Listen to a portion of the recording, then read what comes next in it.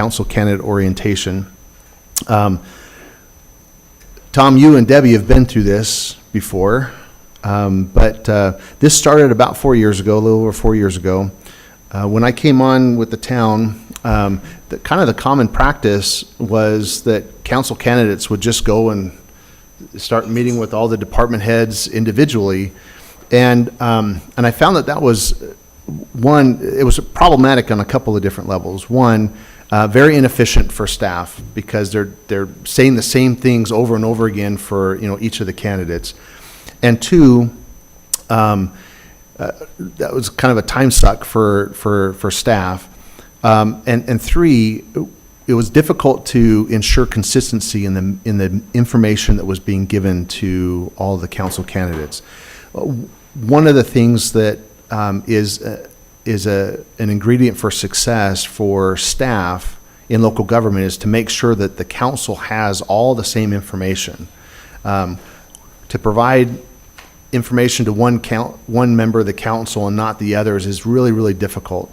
It causes some problems. And so we like to treat our council candidates the same, and we believe that it gives you as council candidates a lot more ground and information as you approach the election, as you're working out in the public with the residents and the business owners. It just gives you information so that you feel a little more comfortable in talking the issues. So welcome again to orientation today. My name is Shane Dilley. I'm the town manager. By way of introduction, could you just state your name and why you decided to put your name in the hat for election this year? Please, Tom, let's start with you. Tom Murphy, currently the mayor. Lived here since '03. Obviously had a chance to work with all of you for so many years, and it's a great town. We're on a great path moving forward, and I just wanted to still be part of the solution on keeping it the safest, most business-friendly, open community for the state of Arizona. Thank you, Tom. Appreciate it. Chelsea. I'm Chelsea Hundle. I'm a new face here. I've lived in Sarita about 8 years. My husband is federal law enforcement, so we've lived all over the country. And Sarita has been by far my favorite. We think it's paradise here. We have 3 little girls, so this has just kind of been like an amazing playground for us. And so for me, I just didn't see sort of my demographic, a young family represented on town council. So I wanted to do that. I've always been involved in the communities no matter where I lived, and so this just felt kind of like the natural next step for me. Cool. Thank you. Thank you, Chelsea. Debbie Morales. I've lived here since 2004. I love my position here, and I hope to keep it. I ran the first time because I thought I knew everything when I was an employee here, and the town council would piss me off. With the exception like, of the mayor. This is not fair, and why does PD get everything? And so that was really one of the reasons I ran, and then sitting here, I'm like, I didn't know nothing. And it's every day's a learning experience. I'm learning something new every day, so that's why I'm here. Thank you, Debbie, and thanks for all you do in the community. Appreciate it. You'll have an opportunity as candidates to be introduced to all the other people around the table as we get through the presentation. So what are we going to cover today? Just by housekeeping, if we can just make sure we've silenced our phones so that they're not interrupting us during our presentation today, that would be great. We're going to cover local governance. These are the high topics that we're going to cover. Local governance, our budget, and give you an opportunity to do a little meet and greet with each of the department heads. Okay, so that's what we're going to try to cover today. In local governance, there's several different topics. We're going to talk about levels of government. We'll talk about the council manager form of government, and in that discussion, there'll be a high-level review of what council members, what role and responsibilities council members have, and what role and responsibility the town manager and staff have, just to kind of put parameters on that a little bit. We'll present the various services that we provide the community, and we'll do that largely through a discussion about our org chart. And then I'll turn some time over to both our town clerk and our town attorney to walk us through public meetings, give us kind of a 101 on public meetings. And there's laws that govern those meetings, and perhaps, Chelsea, you've seen some of that when there's a bunch of people here in the council chambers and they're expressing their concerns during call to the public, and the mayor and council can't respond. Those laws are in place and very active in controlling how that conversation plays out, and there's reasons for it. We'll also talk a little bit about our boards and commissions, different opportunities for our residents and our business owners to engage in local government. And then we'll talk a little bit about election, okay? So, levels of government. This is pretty obvious, but as members of the council, you'll really feel it and appreciate it. But all of our levels of government, whether it's the federal, the state, or the local levels, are all meant to support the people. So you see the people represented in the top of that pyramid. You've got your federal government, you got your state government, and then you have county, township, and city government. All of that is local government down at the bottom, and it's the part of local government. It's local government that touches more intimately the people than any other level of government, which is what I love most about the work that I do. Whether you realize it or not, county is also local government. In places like Vail, Corte de Tucson, Green Valley, those are unincorporated populations that are served by the local government, which in their case is Pima County. So if somebody in those areas wants to get a building permit, they have to do work with the county off of Congress up in downtown Tucson. One of the benefits of incorporation, being a town or a city, is that local government is more centralized to the community that is being served. Okay? So roles and responsibilities in local government, just like in state government and federal government, there is a division of responsibilities, kind of a checks and balance. We have a town attorney, we have a town magistrate, we have the executive branch or the administration, which is the town manager's office, and we have the legislation, the legislative branch, which is the town council, who makes the laws, sets the policies, adopts the budget, that kind of stuff. So really, in terms of roles and responsibilities, the council establishes the pace and the vision. They establish laws, they govern land use decisions, and they adopt a budget every year. And that budget is arguably the most important policy document that the council engages on an annual basis. On the staff side, through the town manager's office, we really are charged with the responsibility to operate government as efficiently as possible and in accordance with state and local laws, as well as trying to realize the vision that's set forth by the town council through the strategic plan, through the budget, and in good measure through the general plan that the public adopts every 10 years. And that's up for consideration in this year's general election. So I just want to play a little video for you. It's produced by the International City Managers Association, City Management Association. But really what it does is it clarifies what council management form of government versus like the strong mayor form of government at the local level, what it really means and why the council manager form of government, it being the newest form of local governance, is also the fastest growing form of local governance. I also want to note here that of the 92 cities and towns in Arizona, including the city of Phoenix and the city of Tucson, all of them operate under the council manager form of government. Okay?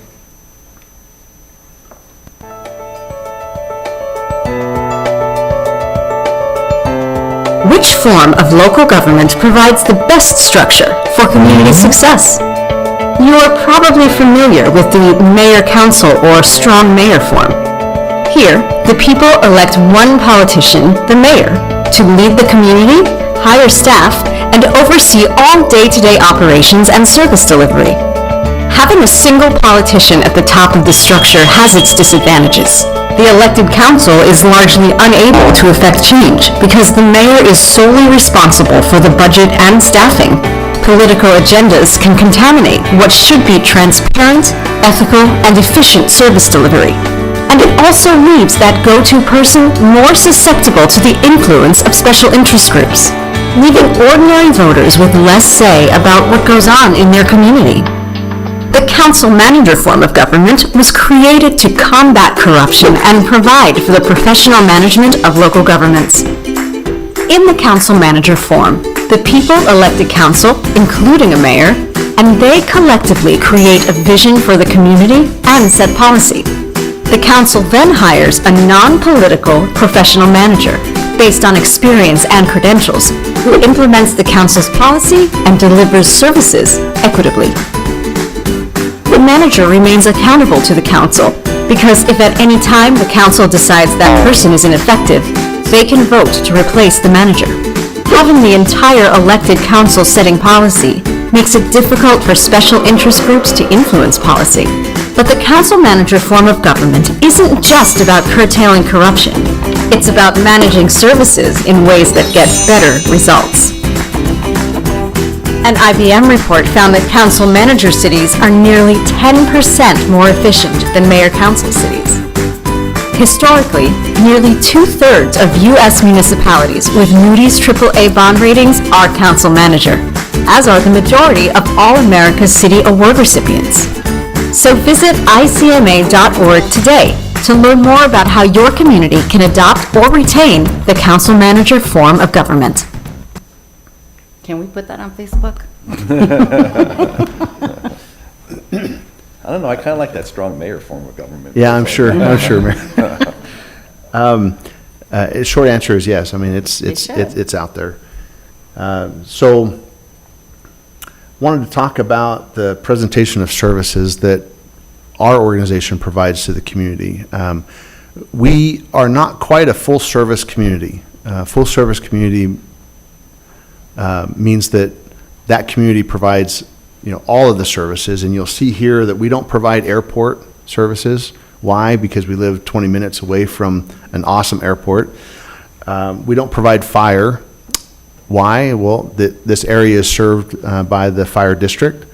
In my opinion, I think that is an amazing model. I wish more municipalities operated under that model, and the reason why is because the cost of operating a fire department in this environment, in this model, they don't compete with the general fund dollars in our organization that go to support police, go to support public works and parks and rec. And so we're able to use our general fund dollars in other ways instead of having to have support a fire department as well. So I really like this model. We don't provide library services. Under the state statute, the counties are obligated to provide library services. Now, they can shed those responsibilities onto a municipality, but it's through an IGA so that they still financially contribute to library services. Here in the town, the county has continued to want to provide those services, and they just built this, fairly new library. I've been in there. I think it's a wonderful building. But we don't provide library services for that reason. And we don't provide water. 100% of the domestic water served to our population is provided through private water companies. That's a unique model as well. This is the first city that I've worked for, town that I've worked for, where the municipality didn't provide sewer, water, and garbage. So it is what it is. But so we're not quite a full service, but we provide lots of different services. As you can see on the org chart, the population is really where the support and nutrients for our organization come from. The public elects a town council. The town council appoints 3 positions. So they hire a town attorney, a town magistrate, and the town manager. And from those offices spawn all of the different services that we provide. Most of those services, are under the general direction of the town manager, and we work to provide all these services through a dynamic leadership team, and you'll get to be introduced to that team later today. By virtue of the two newest services that we provide, we have the risk management division that was organized this year. It's out of HR, mostly an internal service, but there are some aspects of risk management that can from time to time touch the general public. And then we have the solid waste service, which is out of our public works department, and that started up almost a year ago. So we're excited about that. I'll turn the time now over to both Lisa and John. Lisa's our town clerk, and John Palladini is our town attorney, and they'll walk you through elections and open meeting laws. This video has been prepared by Pima Association of Governments to share information about Arizona's open meeting law and how you as a committee member of the Regional Transportation Authority must comply with requirements of the law. Arizona's open meeting law requires that meetings of public bodies be conducted openly. Notices and agendas must be provided for such meetings to inform the public of the matters to be discussed or decided. Let's start with the purpose of the law.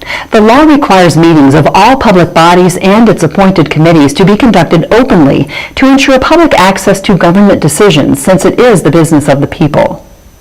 2 important requirements of the law are that notices and agendas must be posted in advance of the meeting. Agendas must contain information that lets the public know about the matters to be discussed or decided. The statute defines meetings that must be open to the public. First, a meeting is a gathering of a quorum of a public body at which they discuss, propose, deliberate, or take legal action. The meeting may be in person or through electronic communications. Second, a quorum generally is a simple majority of the members of the public body. Third, a public body includes the RTA board and advisory committees and subcommittees established by the RTA board.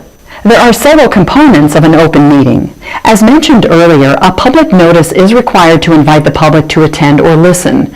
The public members may record the meeting. An important component is that any action taken by the body must occur during a public meeting. The meeting notice itself involves several requirements. You must provide a minimum of a 24-hour public notice, except when emergencies occur. The notice must include an agenda. The agenda must describe the specific matters to be discussed, considered, or decided. The agenda cannot have general statements such as new business announcements or future agenda items. Calls to the audience are allowed but not required. During the call to the audience, the public may express concerns on matters that are within the public body's jurisdiction. Time limits, place restrictions, and speaker decorum requirements are allowed. Public comments, however, cannot be discussed by the public body. No legal action may be taken by the public body. Committee members are able to respond to direct criticism.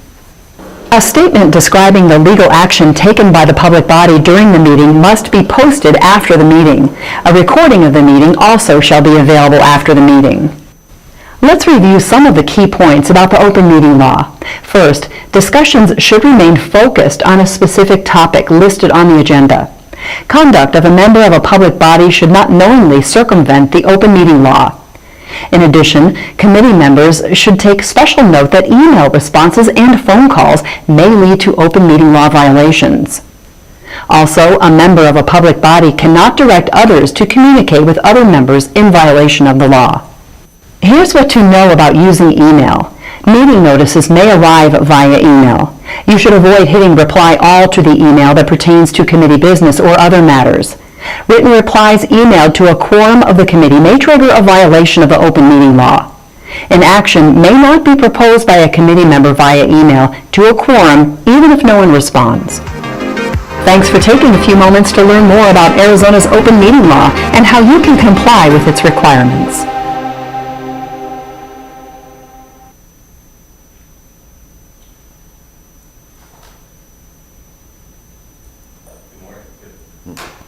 There we go. Good morning. So I'm John Palladini.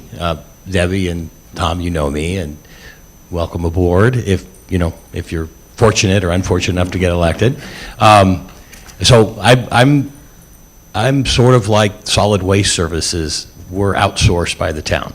Hopefully that's the extent of the connection, but sometimes I feel I get some odor complaints or whatever. But anyway, so I'm with a firm called Pierce Coleman, and so our firm does really primarily two things. We do employment law, and that's how the firm started, and we do employment law for the municipal risk pool, which I think will probably be addressed a little bit later. The town is a member of this risk pool. It's basically a big insurance pool.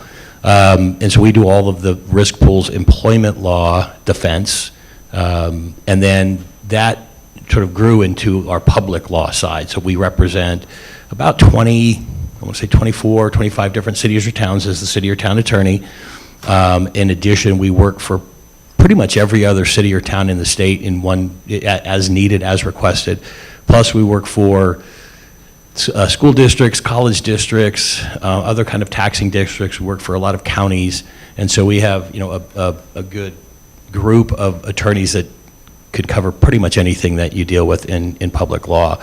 So the reason I say that is, the reason I kind of go a little bit into that is that when the town hired us to be the town attorney, that was the first time it had happened. Before they had what was called an in-house attorney. I suppose that makes us out-house attorneys, but and that has some advantages. You have somebody who is here all day long, at least in theory, and you have somebody who can sort of literally walk down the hall and go see. It's a little bit different with us. Our offices are up in Maricopa County, and we're looking to expand in other places. But now, particularly since COVID, it's very easy to have meetings without having to literally be in the same room. And in fact, oftentimes when I attend meetings here with the executive team, nobody's in the room. It's literally by teams, and even if you're officing here at Town Hall. So, and I think it works well. But the other advantage of having us or a firm is that you don't just have one attorney.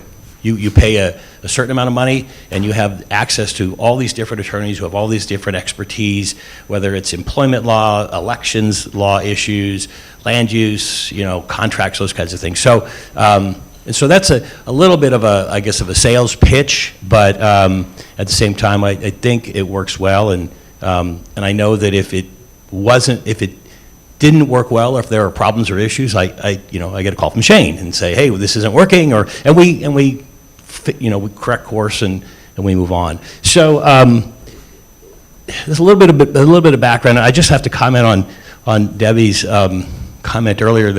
Reminds me of a saying from Mark Twain, who said, when I was 18 and I went away to college, my father really didn't know anything. He wasn't a very smart man. And then 4 years later, when I got back, I was amazed how smart he got and how much more knowledge he had. So kind of the same thing. I think you do learn when you get on a council.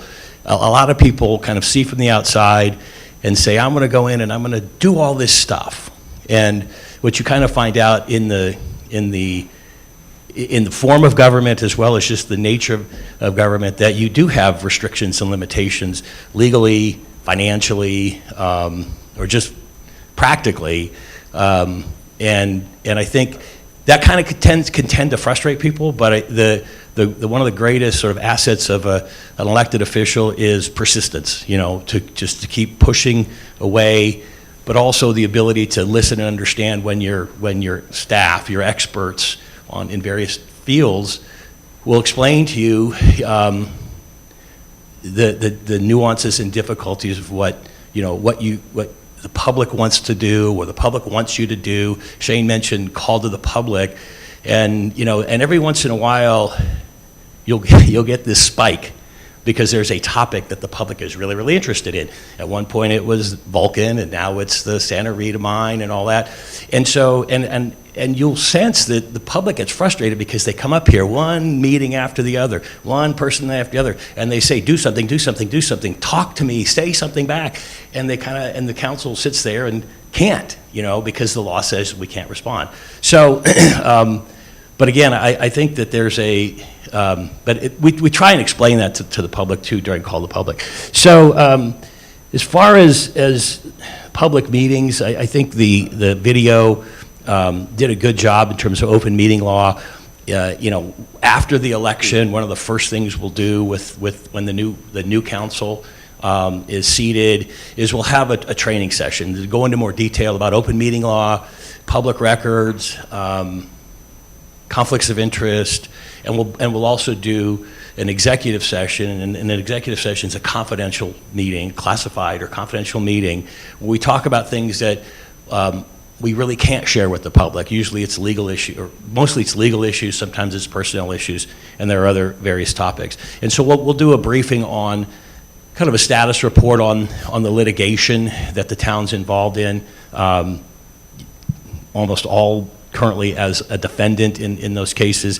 And I'll just say this about Sahuarita, because it kind of ties back into what I said earlier, how we work for all these cities and towns across the state and different government entities. The greatest thing about this town, from a legal standpoint, is it's boring.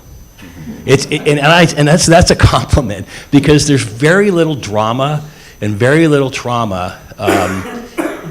The town does the staff, the elected officials do a great job in running this town, and boring is a good thing when it comes to, the lawyer's life. When you have too much excitement and too much going on and too much litigation, there's just probably could be an underlying issue going on. So that's a real compliment, I think, to how things are done here. Inevitably, though, we're going to have lawsuits. It's just the nature of being in the business.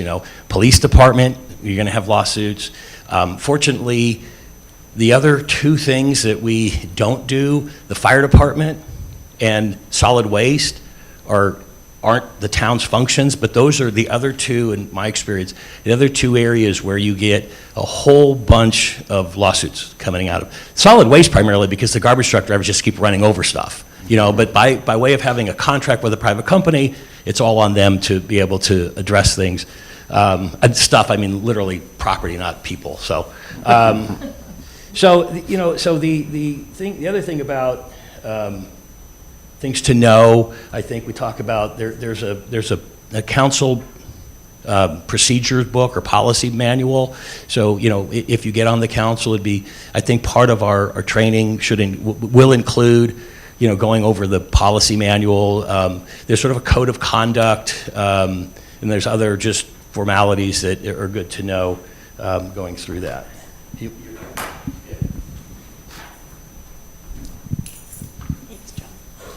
Appreciate it. Thank you. Good morning. I'm Lisa. I'm the town clerk here. Thanks for joining us today. So John was talking about, public meetings and a little bit about how council conducts its official business and makes its decisions. You may be wondering how we go about scheduling those meetings and pulling those meetings together. So one of the things that council is responsible for doing is prior to the end of the calendar year, they create a meeting calendar for the next calendar year. We usually do that in November. Our meetings are generally on Monday evenings at 6 p.m. unless there is a holiday. Then they're generally on Tuesdays following that holiday. We tend to have one meeting a month unless we know we're going to have significant business. And then if we do have significant business, those are usually in the months where we're preparing for the budget. And so those will include, meetings like in February, we usually have 2 a month. May, we'll have 2 a month. June, we'll have 2 a month. We do get a break in July for a summer break where we don't schedule any meetings, and we plan to not schedule any meetings at that time so that you have, some time for yourselves. When we return from summer break, we do schedule, one meeting in August and then 2 meetings in September to catch up on any business that we may have, been putting off until the return of council. And then for the end of the year, we usually just have 1 meeting a month for October, November, and December.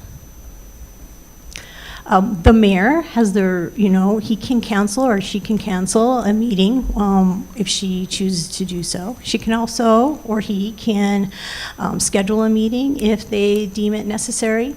If the council members, get together and decide that there's a topic that needs to be introduced, they can also ask that 3 of them can ask the town manager to schedule a meeting as well.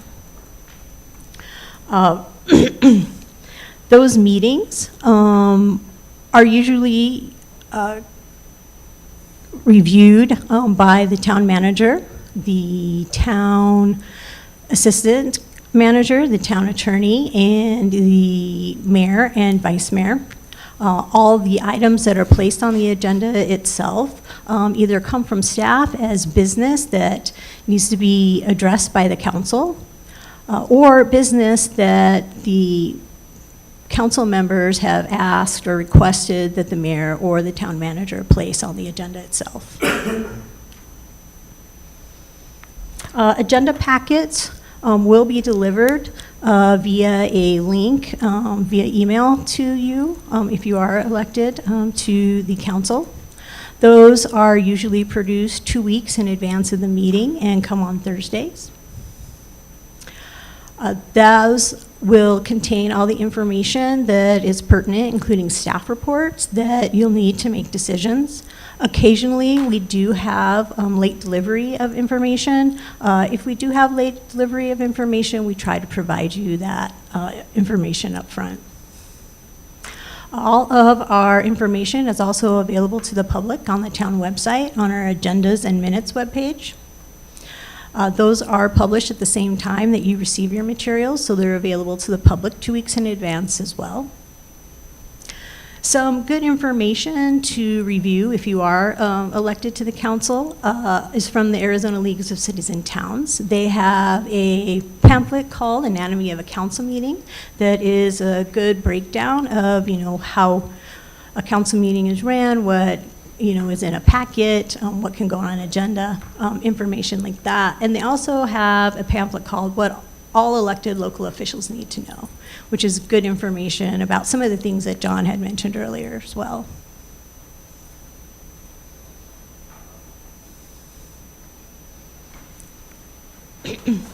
The council also creates boards and commissions as required by law or deemed advantageous by the council. Board and commission members are appointed by the town council. Our current commissions include the Parks and Recreation Commission. This commission advises on parks, trails, recreation, and quality of life amenities.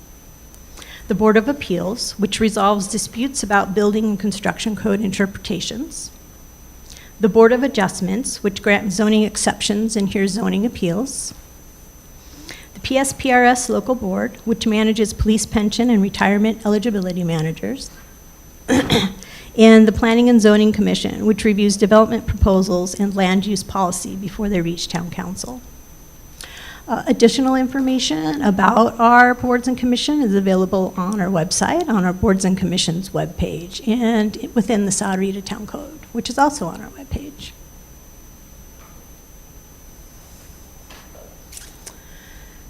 So election night,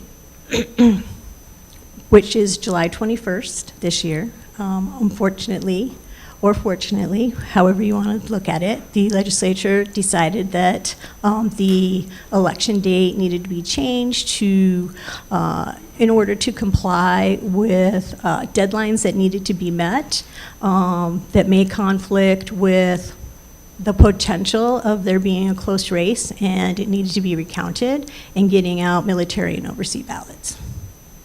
So they needed to, change that by at least a week to ensure that deadlines could be met by local county officials who run those elections. However, on election night, unofficial results will be available for everyone to view on pima.vote, which is Pima County Elections website. After 8 p.m., those results should be available. Those will be the first results available, and those results are all of the early ballot results for all of the ballots that have been counted up until that day. Statistically speaking, those results tend to give a trend for the evening. Pima County does attempt to update their results on the hour as the night progresses with any ballots that they receive from vote centers throughout the evening. Official results usually come, depending on the type of election, a week later.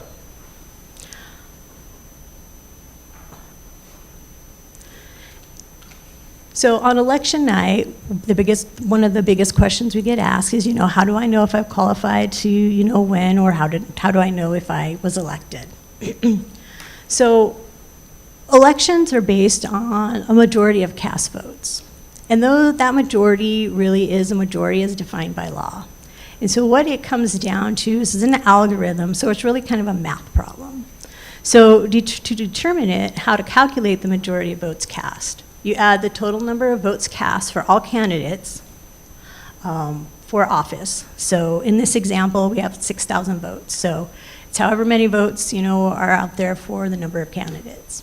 Then you divide that sum by the number of seats to be filled. In this particular election, there are 3 seats to be filled. So we would divide that 6,000 by 3, which gives you 2,000.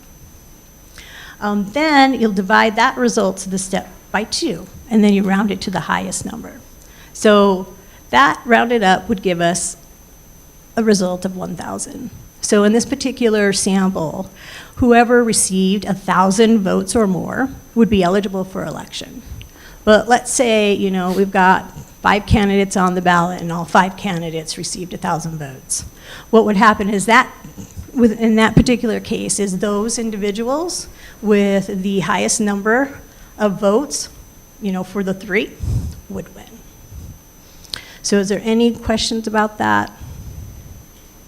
Because I know it's kind of, what I also tend to do as well is prior to the election, we'll send out a reminder and kind of a sample of how the majority works.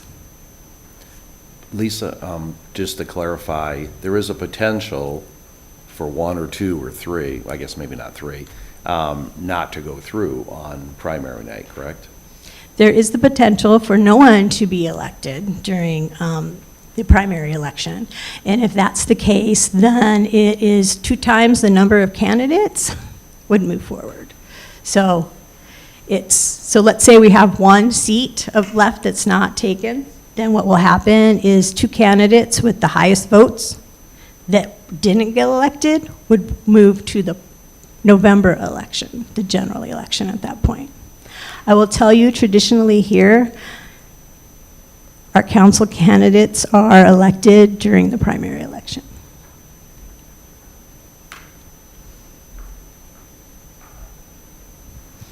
So now we are open to any local governance questions. Yeah, we ran through that material pretty quick, but it affords us an opportunity to answer any questions that you guys might have on the governance section that was just covered, whether it's our organizational structure, the council manager form of government, our meetings, open meeting laws, our agendas, how they're set, how these meetings are conducted, anything along those lines. Happy to answer any questions that you have. Could you just touch on, this happened during COVID, that we're a subdivision of the state, so we have some things that come from the county, but when the governor had emergency, wasn't laws in place, emergency proclamations, we were tied to those as opposed to the county, and kind of how that would work, because it did happen not too long ago. Sure. So what title do we operate under in the state statute? We operate under Title 9. We're what's called a general law city or a general law town. Just by a little bit of background, there are 2 types of cities or towns. The general law towns or cities, which are all guided by the state statutes, primarily Title IX, and then there are what are called charter cities. Tucson, for example, is a charter city where it adopts its own sort of organic, or I don't want to call it a constitution, but so it's primarily guided by the charter, and then city code, and then state law. And those chartered communities, those chartered cities or towns have a little more autonomy from the state statutes than a general law community like Sahuarita is. So that really is the difference. And some people say, well, what's the difference between a town and a city, right? You've got small cities and big cities. You've got small towns and big towns. The town of Gilbert is 300,000 people, and it's a town. And they're proud to still be a town. It used to be the town of Buckeye, but they elected to change to a city. So it's really not population. It really has everything to do with the organizers of that community when it first came to fruition, how they made their application for incorporation through the state. So, yeah, you can have chartered cities and you could have chartered towns. It just depends on how it was organized at the front end. And just cities do have a bit more, there's additional authority of a city council to do things over a town council. But I will say that for the most part, that's not always followed. I'll give you, for instance, under the cities, if you're a city, the town council has the ability to establish parks. Well, every town that I know of has establishes parks. So it just, some of that authority kind of bleeds into it and nobody really questions it. But there are some technical differences between a city and a town. But like Shane said, some places will retain the city moniker, or I'm sorry, the town moniker, like Gilbert. And it's the, I don't know, 5th biggest town city in the state, something with population. And then there was a new town created called Santan Valley up in, I guess, southern Maricopa or northern Pinal County, near Queen Creek. And it came out of unincorporated Pinal County, and now it's a 120,000 population town. I think it's like the 7th or 8th biggest municipality in the state. And when you talk about budgets later on, and I'm seeing this all over, part of the revenue source for cities and towns is called state shared revenue. So you have sales tax or TPT, and then you have state shared revenue, which is a function of income tax and statewide sales tax, and you get it based on population. Well, by the creation of Santan Valley, everybody's saying, well, how come our state shared revenue's going down? Because there's a new town on board that's actually taking their share. And some places are affected more significantly than others. So, yeah, so there are, yeah, and then charter cities are, I think there may be, I want to say 7 or 8, I forget off the top of my head. And they, again, Phoenix, Mesa, Glendale, Prescott is probably the smallest charter, Flagstaff, Tucson. Nogales is a charter. Oh, Nogales is a charter, that's true. Yeah, Nogales, Nogales is a charter city too. And so, and the challenge with charter cities, by the way, is you do have some autonomy, but charters often limit what the councils can do, and you always have to go to the voters to get approval. For instance, if you want to raise your TPT, right now, your sales tax. Right now, the council can do it without voter approval. You have the option of going to the voters. Most charters say if it goes above 1 point or 2%, it always has to go back to the voters. So it's a much more sort of populist type city as well, that things have to be approved by the voters all the time, and you're always having elections on things. So that's kind of one of the differences. So being a town is a good place to be. We like being a town. Anyway, any other questions about governance from anybody? I'm sure I will. Okay. Awesome. On our agenda, we had programmed a little bit of a break right now. Do you need a break, or do you want us to just trudge on? How are you guys feeling?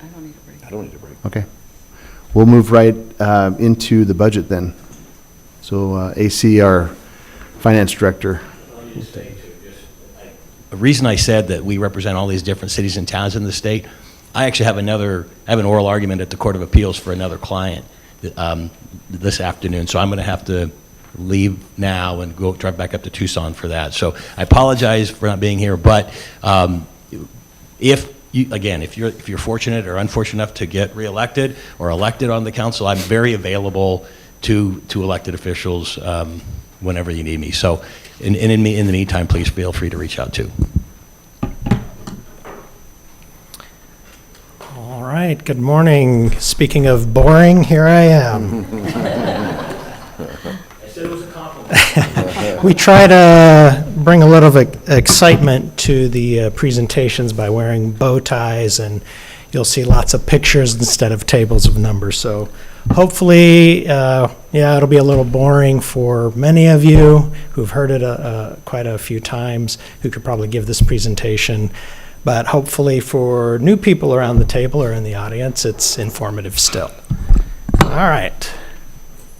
So the budget. Well, I guess first I should introduce myself. I'm A.C. Mariotti. I am the town's finance director. This will be my 23rd budget with the town, so I've been here a long time. Hopefully that's a good thing.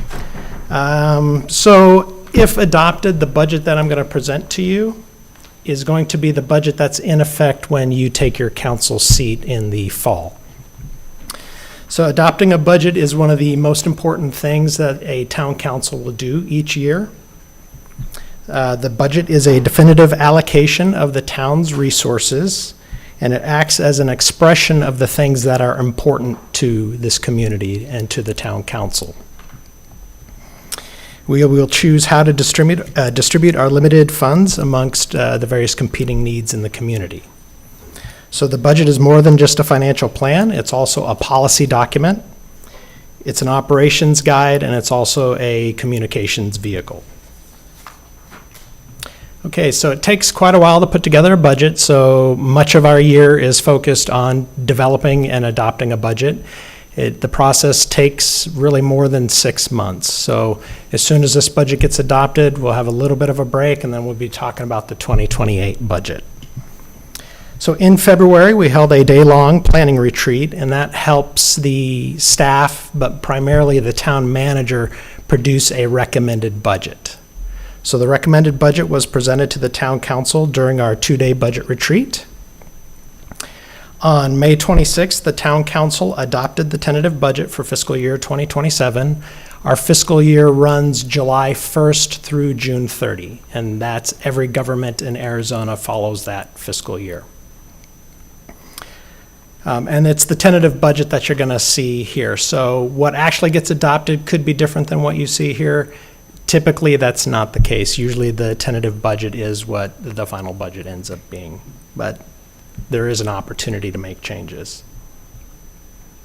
Okay, on June 22nd, the town council, after holding a public hearing, so when the tentative budget is adopted, we set June 22nd as the date that we will adopt a budget, so we send out a public notice to the community. This gets advertised on our social media accounts. It gets published in the paper as well. In addition, we publish, there's a Auditor General budget form, which is the official budget document. The first schedule kind of summarizes our budget. That actually gets published in the paper as well. So it's just part of the regulatory process of saying, hey, this is the tentative budget. You, community, have an opportunity to come to the June 22nd meeting and say your piece to the town council before they adopt a final budget. The tentative budget also establishes the budget ceiling for the year. So the final budget could be different than the tentative budget. Town council could decide that they want to shift things around depending on what they hear from the community. They can lower the overall budget. The one thing that a town council cannot do is increase the budget above what the tentative budget amount is. Okay, so with that, the 2027 tentative budget is set at $113,036,970. The budget is balanced in that our financing sources are equivalent to our financing uses. So what does that mean? That means all the money that we're going to start next fiscal year with, so basically our savings that roll forward, plus all the money that we anticipate to collect next year is programmed to be spent on something specific or to not be spent, and that'll be our ending fund balances and saved for future budgets. This budget is $3.2 million, or 3% more than the current year's adopted budget at $109.8 million. And if you consider the formula, well, why is the 2027 budget more than the 2026 budget? It's more because we're going to have more funding sources available to us next year. Okay, so this pie chart shows you how our $113 million budget is allocated across our 8 funds. So a portion of our resources have some sort of restriction or limitation on them. So we create funds as a way to demonstrate compliance with those restrictions. Those restrictions come from the laws, they can come from grant agreements, contracts, and those restrictions can also come in the form of council policy. So council can restrict itself on how it wants to use money. And so when it does that, depending on the nature of the restriction, we'll create a separate accounting entity to track how we collect those dollars and how we spend those dollars. So it's all rooted in compliance. When we get audited, the auditors ensure that we comply with those laws and policies. So the funds are very important. In the state of Arizona, the official budget is adopted at a fund level and a department level, and those become legal levels of restrictions within our budget process.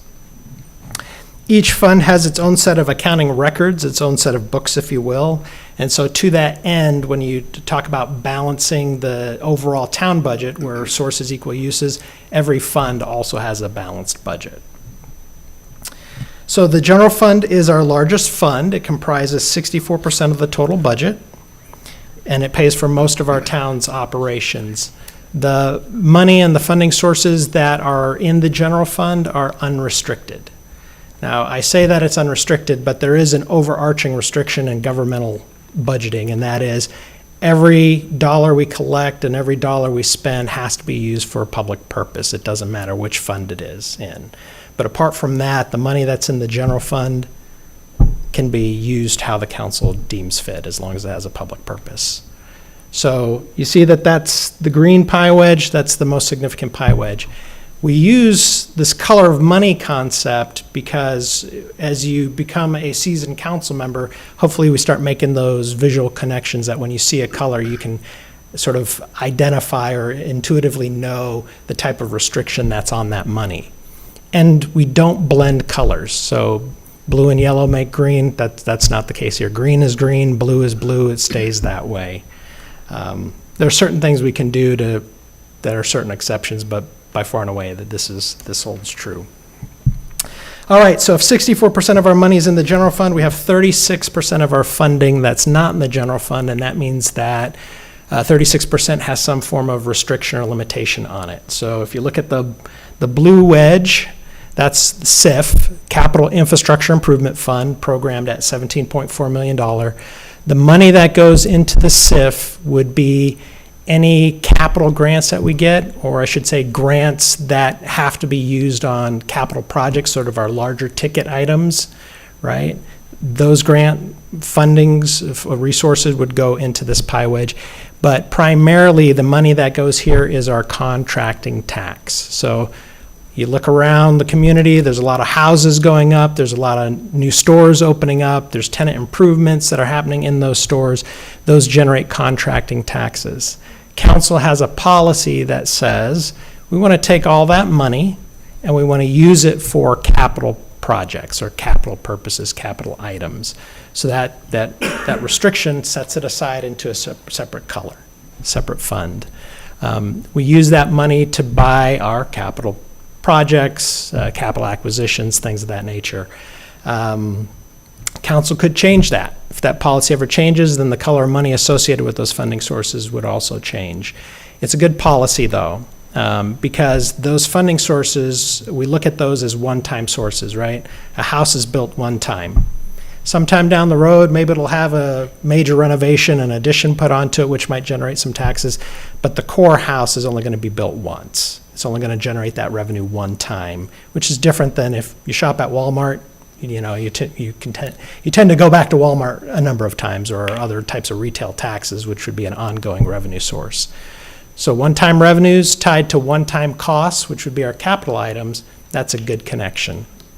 So in Sahuarita, we're one of the few jurisdictions that takes 100% of our contracting taxes and sets it aside for capital projects. A lot of other jurisdictions will take some of their contracting taxes and use it for one-time costs, but some also just dump it into their general fund and will use it to pay for operations, which is, could be risky business if you're not doing, deeper analyses to make sure that you're not tying it to some ongoing cost with a one-time revenue source that may not generate in the future.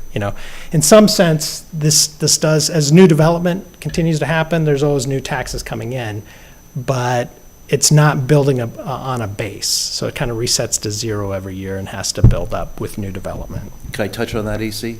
Absolutely. So following the city of Tucson, they're struggling with a big deficit. The opinion is they took one-time COVID money, federal money, and they started people and programs. Well, the money is one time. The people and programs continued. So where does the money come from? So that's kind of what he's touching on there. I'll raise this just a hair. All right, the next largest wedge, if you will, there's two that go together. Those would be our brown pie wedges, our enterprise fund. So we have the wastewater enterprise fund and the solid waste enterprise fund. They're called enterprise funds because they operate like a business. So what does that mean? That means that we're not putting our tax dollars into these funds. These funds pay for all of their operational costs, all their capital needs, any debt that they need in that operation is funded out of those pie wedges. They charge user fees and connection fees to pay for those costs. So it's not based off of taxation. So those two combined make up about 10% of the total budget. Next, we have the transportation fund at $6.7 million. So John Palladini, the town attorney, talked about our sharing state taxes. So when you put gas into your vehicle, 18 cents per gallon goes to the state. A portion of that gets distributed to the local jurisdictions, primarily based off of population. But when the state gives us that money, it's not free and clear. They say these fuel taxes that we're going to give you have to be spent on, transportation, transit, things related to your roads and right-of-way. So that's a restriction. We set it aside. On top of our fuel taxes, the town council has said we want to take about half of our own utility sales taxes and put that in this fund as well. And we want to take our franchise taxes and put it in this fund. So when it lives in this fund, it pays for things as our streets department, so maintaining our roadways. It would also pay for things like pavement management, our traffic signals, street lighting, landscaping along the roadways. All of that goes in the transportation fund. Then the next largest pie wedge, we're down to CFDs. So the CFDs is comprised of two funds, the Rancho Sahuarita Community Facilities District and the Quail Creek Community Facilities District. Now you see it's got kind of a hash mark there, and it's hashed because these are legally separate entities from the town. So the town council years ago formed these districts in concert with a local developer that petitioned a district to be formed. And there's a separate budgetary process that's involved with their finances.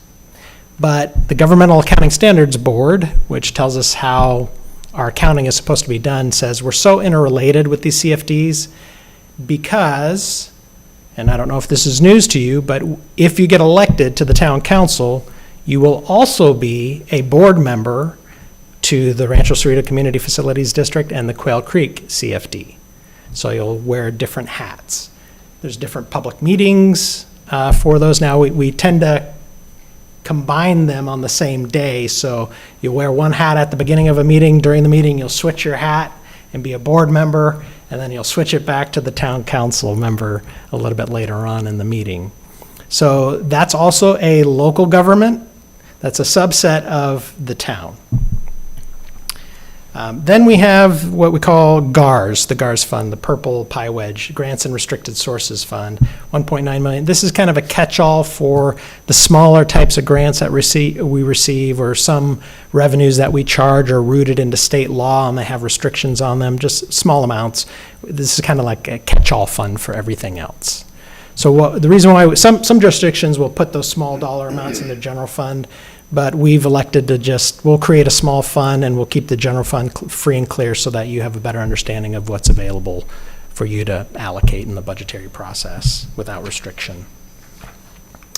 All right, so if we look at our funding sources, so 51.4 million, about 45% of the total, comes from beginning fund balances. So that's basically the amount of money that we're not using this fiscal year that's going to roll forward to next, a substantial portion of the overall budget. The governmental pie wedge at $24.7 million, that makes up 22% of the total budget. That's going to be a lot of those capital grants that I talked about will come from places like Pima County or Pima Association of Governments or the Regional Transportation Authority, the federal government, state of Arizona, all of that goes here. From an operational standpoint, that goes back to the state shared revenues that John talked about earlier. So portion of the state's income taxes that you pay, portion of the state's sales taxes, those fuel taxes, and vehicle license taxes come back to the town, primarily based off of population. Taxes makes up $21.2 million, or 19% of the total budget. This is a little uncommon. Most jurisdictions, the tax pie wedge would be the largest pie wedge on the chart. It's worth noting that the town is not proposing any changes to our tax rates or to our tax structures. So what goes into taxes? Well, that's the contracting tax that I talked about earlier as part of this. It's the tax, the retail tax that's generated at our local stores. The CFDs, those two community facilities districts, those levy a property tax that's used to pay debt that was used to build infrastructure.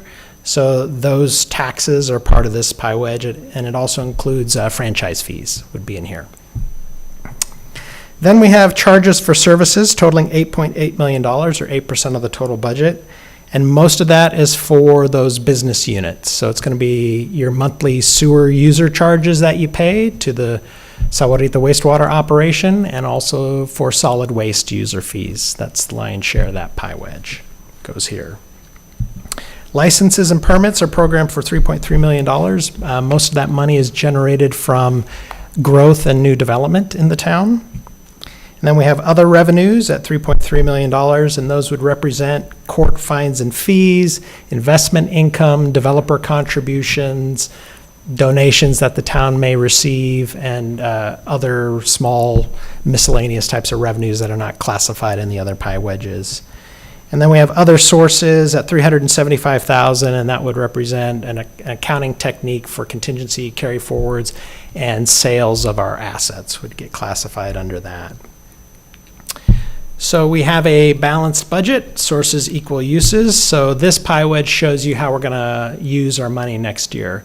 I want to say how we're going to spend our money, but $46.7 million are ending fund balances. So council is telling management that's the amount of money you're not going to spend next year, and it's going to roll forward to future years. Now, there are certain exceptions to that because things happen, right? So our best laid plans, we're planning a year and a half out, right? We start this process in December, and we're got to have that process work for us through through June of 2027. Well, things can pop up during the year, so there is a process to where we can come back to council and petition them to use some of those ending fund balances. So it's important that we budget for them because inevitably things will change. And if we don't program fund balances and say we were to get a nice sizable federal grant, right, that we didn't anticipate, if you don't budget for things like this, then you might have to sit on that grant until a future budget cycle. By budgeting for these fund balances, if we have an unanticipated revenue source, using fund balances, we could actually move on those revenue sources and start, incurring expenditures on those unanticipated funds. So it's very important that you budget for those fund balances. Then we have our spending budget. So that comprises $66.3 million of the total budget, and that's 60% of the total. Starting with debt service, that's 6.6 million. Well, what is debt service? That's our annual principal and interest payments on debt that we've incurred. So why do we have debt? Well, it's kind of like your home mortgage, right? We use debt to buy big ticket items. And instead of trying to cash finance everything, which means we'd have to stockpile a bunch of money over a long period of time to build something, you can issue debt and make smaller payments over time. So in the government, we have that. That would include CFDs, make up a large component of that, and our utilities also make up a significant piece of the debt that we have. Capital items, that's going to be our big ticket items. So basically any asset that we buy that's $10,000 or more is programmed here. It includes our capital improvement plan, our projects, which would be capital asset acquisitions and construction costing $50,000 or more would be in here. And it also includes anything capital related such as payroll and other smaller things that fit into this wedge, but it's all basically related to bigger ticket assets. Then we have operations at $44.7 million, and we can drill into this a little bit. The vast majority of our operational costs are related to personnel, the people. So $26.6 million, that represents, I want to say 60% of the total budget. Then we have services at $12.3 million, so Palladini's in here, his firm would be under here. Our solid waste operations that he talked about would be in here. A lot of our pavement management, we contract that out to vendors to do that work, would be in here. Supplies, this would be what you would think supplies and small equipment purchases, 3.3 million. Others, kind of that catch-all, and then we have a negative, which is a little strange, but that's an accounting treatment because some of our personnel costs get reclassified as capital and debt service, and I won't bore you with that. All right, so if we take our operations and we look at it split out across our 12 departments, you'll see that indeed the police department does not consume all of our funding. Like Debbie. So that was a lesson learned, but it does use a significant portion of our budget. So $15 million of our budget goes towards the police department, but it is our only department that is staffed around the clock. And it's a very important priority to the community, and so it gets a sizable allocation of our funding. The only department that's in the general fund that's staffed 24/7. Wastewater, isn't that a 24/7? It's a 24/7 operation. I don't know that we have anybody there at 2 in the morning. They handle that? Okay. Yeah. Now, computers can wake them up if there's an emergency, and then they'll be working at 2 in the morning, but on a regular schedule, PD's around the clock. Thank you. The next largest department would be our Public Works Department with a budget of $13 million. So those business units I was talking about, those are here. And it includes a lot of other things such as managing our facilities, managing our fleet, dealing with the development community. So developers have to submit their plans, and so they look at the roads and whatnot. So sizable, important operation to the town. And then also very important is our Parks and Rec Department with a budget of about $5 million. And then you see all the other departments. So the main message here is that the departments that provide services directly to the community are the ones that have the higher budgets, for the most part, right? The administrative departments are the ones that have the smallest budgets. And Mr. Mayor? Who's the smallest budget? It'd be the Mayor and Council Department has the smallest budget. We're proud of that. All right, so you're going to hear a lot more about this in the future, but this was the first year that we changed how we go about putting together the budget. So we're using something called priority-based budgeting. It's a strategic, data-driven budget methodology that helps us to allocate our resources based off of community priorities rather than how we've spent our money historically. So there's a process that we use to where we take an inventory of the types of programs and services that we provide both to the community and to other departments in the town.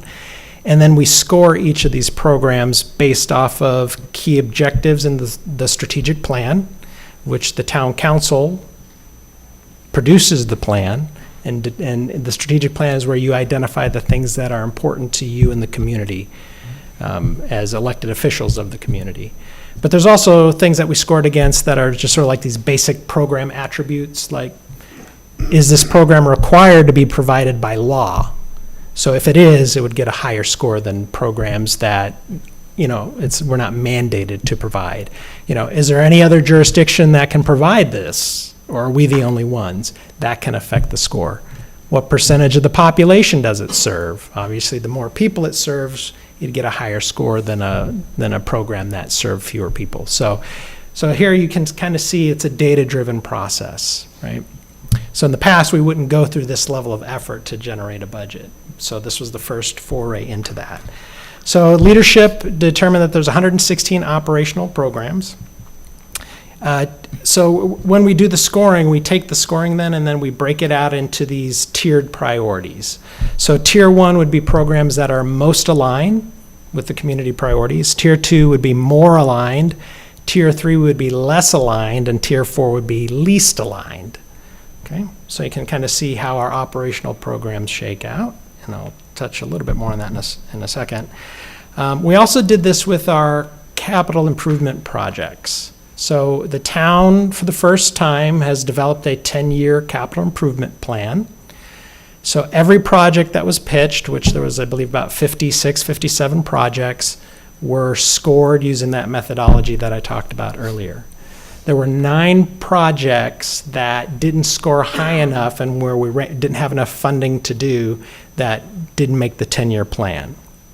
So of those projects that did make the plan, 26 were programmed in the 2027 budget. And you can see how those shook out in the priority tiers, again, tier 1 being most aligned to our community priorities. There were 3 projects that were not scored, and the reason why those 3 projects weren't scored is because we actually thought those projects were going to be completed in the current fiscal year. But as we moved along in the budget process and got closer to year end, we realized it's not going to happen. Those are going to carry forward to next. So those aren't being scored in the 2027 budget, but you can kind of view it as, well, they scored high enough in the 2026 budget, even though we didn't have this process in place for 2026. But so the takeaway from this process, and we felt pretty good with the results, is that when you're looking at our operational programs, 72% of our budgeted dollars for operational programs is in a tier 1 or tier 2 category.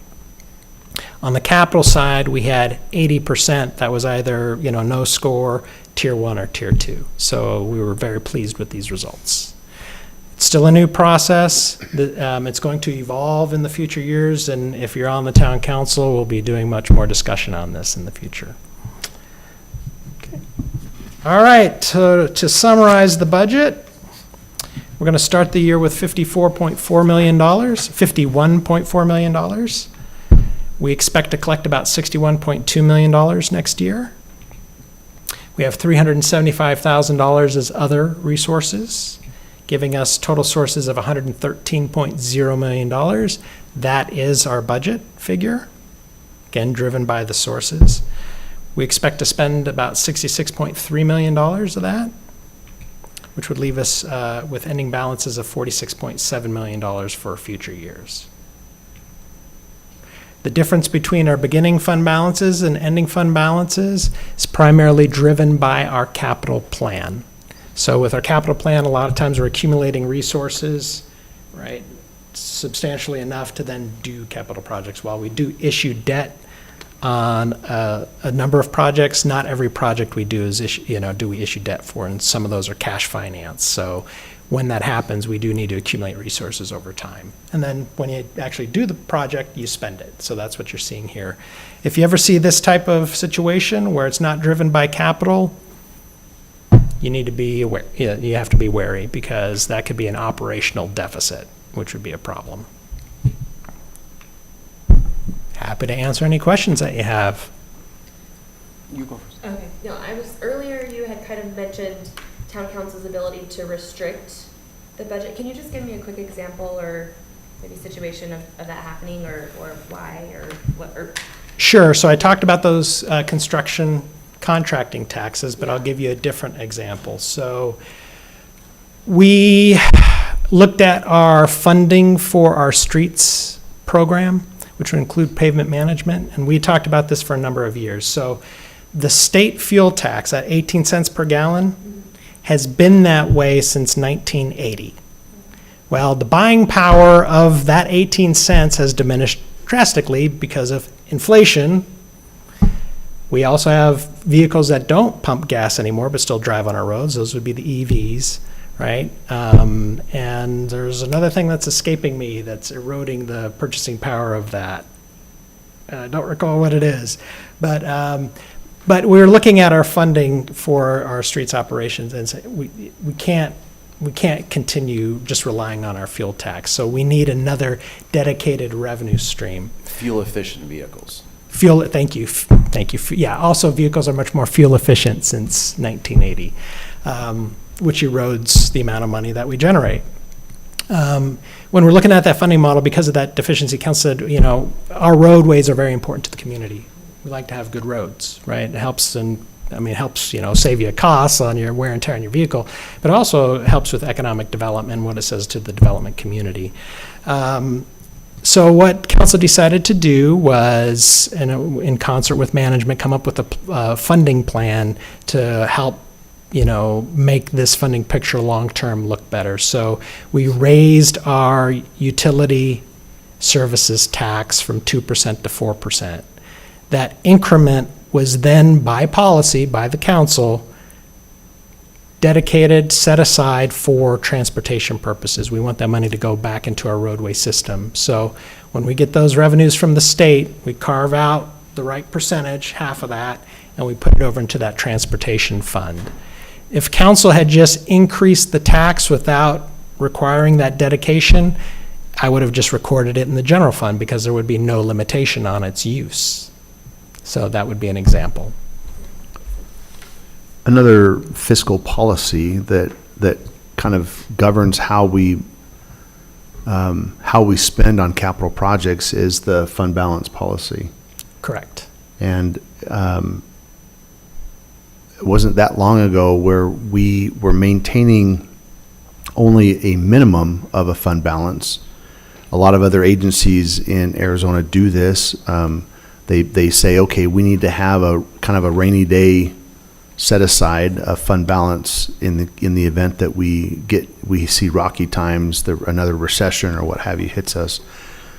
But we saw that our fund balance amount kept climbing and climbing, and we began to be concerned a little bit about the optics of that to the general public.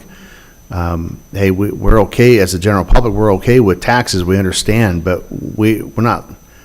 We don't want you to be a bank. We don't want you to just sit and tuck away money. It's not doing us any good. So put that money to use. Well, the council then adopted a ceiling on how much money it would have tucked away. And if we go over that ceiling, staff is required to present a 10-year capital spending plan to bring that back down in under that ceiling. So we have it's minimum 25%. Is that what our min is? In our operating Yeah. budgets, yeah, Yeah. 25%. So 25% is the min, the max is 50%. And anything over that, we have to demonstrate through a 10-year spending plan on how we're going to bring that back down. And this year was the first year that we've actually done that in terms of the 10-year capital plan that Correct. AC referenced earlier. Yeah, it's one of the reasons why we moved from a 5-year capital improvement plan to a 10-year plan. Can you go back to the last slide? So when people ask me, no, hold on. When people ask me what our annual budget is, I'm telling them $113 million. That is correct. That's correct. Why am I not telling them 66 million if that's what I'm spending, if that's what we're spending? Because part of the budget is to allocate money to not be spent. That is part of the budget. So it's like a cushion maybe?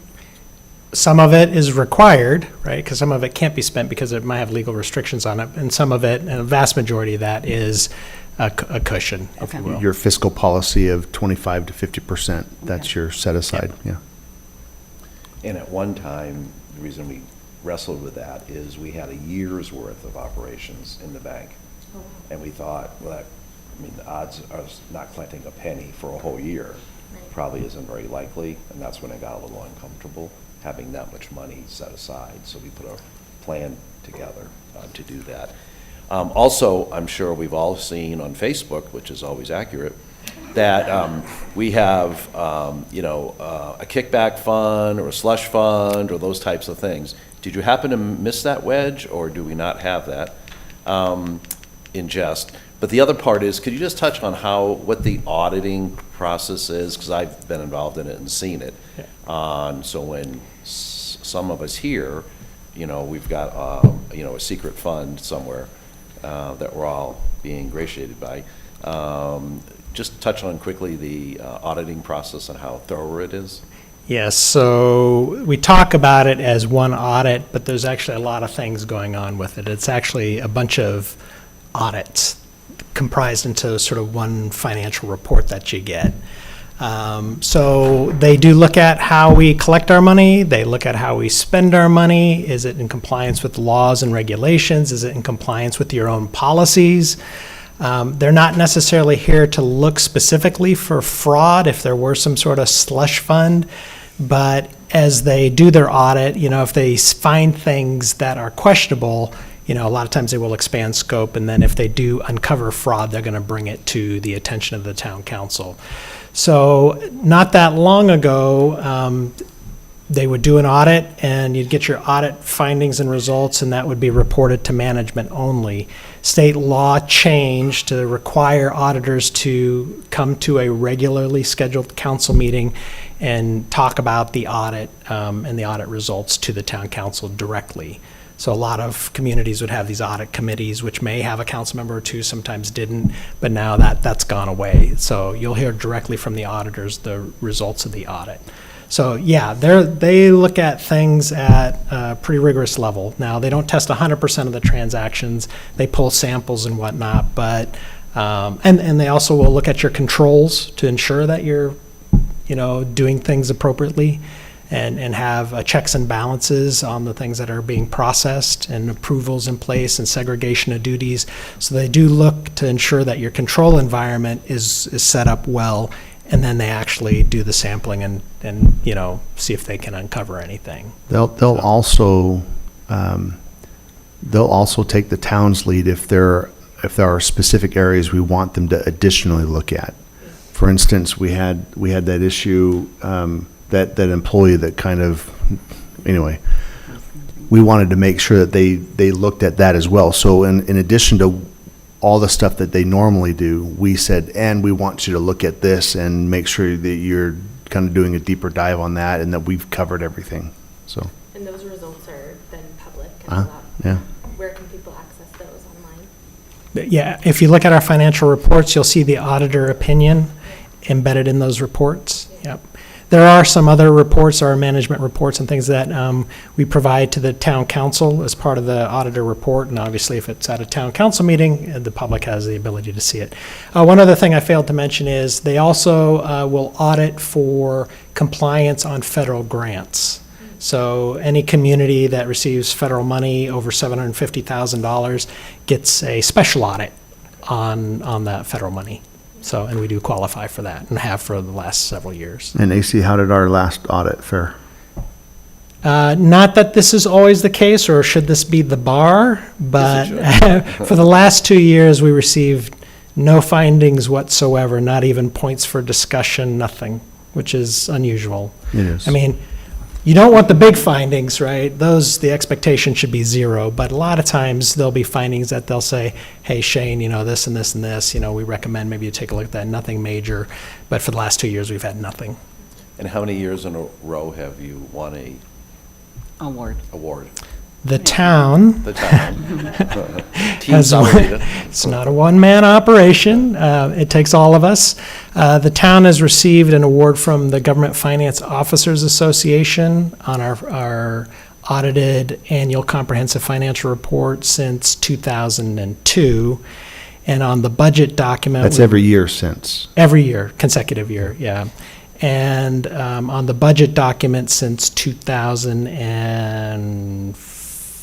fiscal year beginning 2004, so that'd be fiscal year end 2005, consecutive years.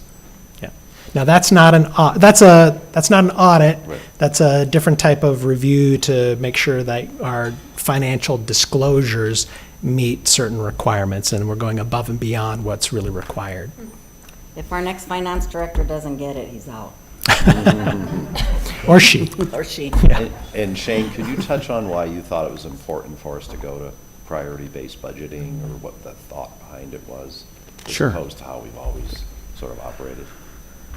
Sure. Normally, municipalities operate on a line item budget process, and it's year over year. So every new year, you're really talking about the delta, the change between last year and the new year.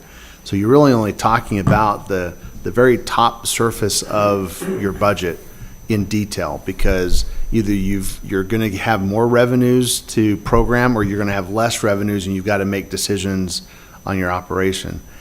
Well, if you can imagine that process for a community that's been established for over 100 years, there are programs that were initially created that they just keep rolling over and rolling over. There's no question as to, well, are they still valid?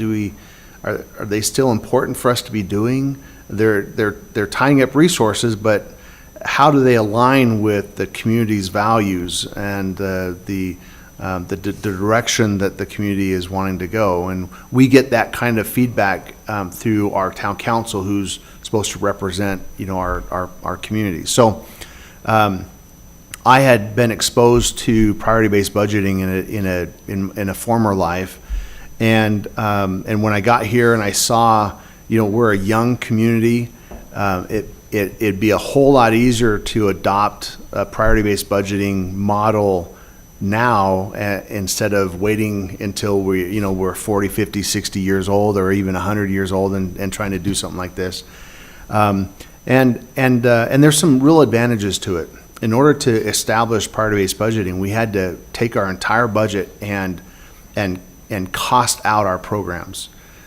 So prior to doing priority-based budgeting, if a council member were to ask, or a member of the public were to ask, hey, how much does it cost to provide that service? We really didn't have the budget broken down that level. We know it. We generally, as a department, we use this much paper and this many, pencils and this many. But as a program, we didn't have that broken out. Now we've inventoried all of our services, 116 Yep. services, 116 programs, cost centers, and they are all assigned a value or a budget number. And that includes not only material, but it includes people, our time. And so we can, with decent confidence, we can say it costs us this much money to provide that service.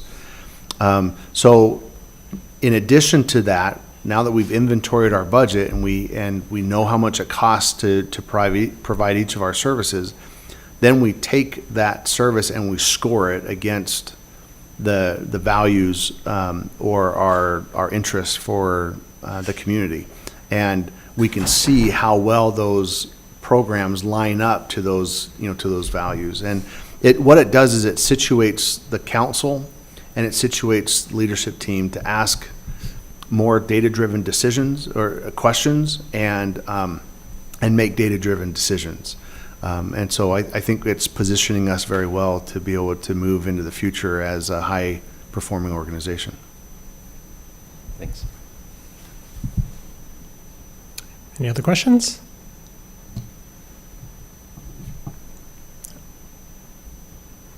Good. After this, you never can ask another question. It's like drinking out of a fire hose. Yeah, there's a lot here, no doubt. Believe it or not, this is a very high level than what you would get at the budget retreat, for instance. I think what we'll do is we'll take a break real quick. Restrooms are out in the lobby. We've got food here. Grab some food as candidates. Check voice message or your emails or whatever. We'll take about 10 minutes, and then we'll come back here, and it's going to be a working lunch. So just grab your food, and we'll eat while we move into this next section of the presentation. Thanks. So we'll come back at 11:45.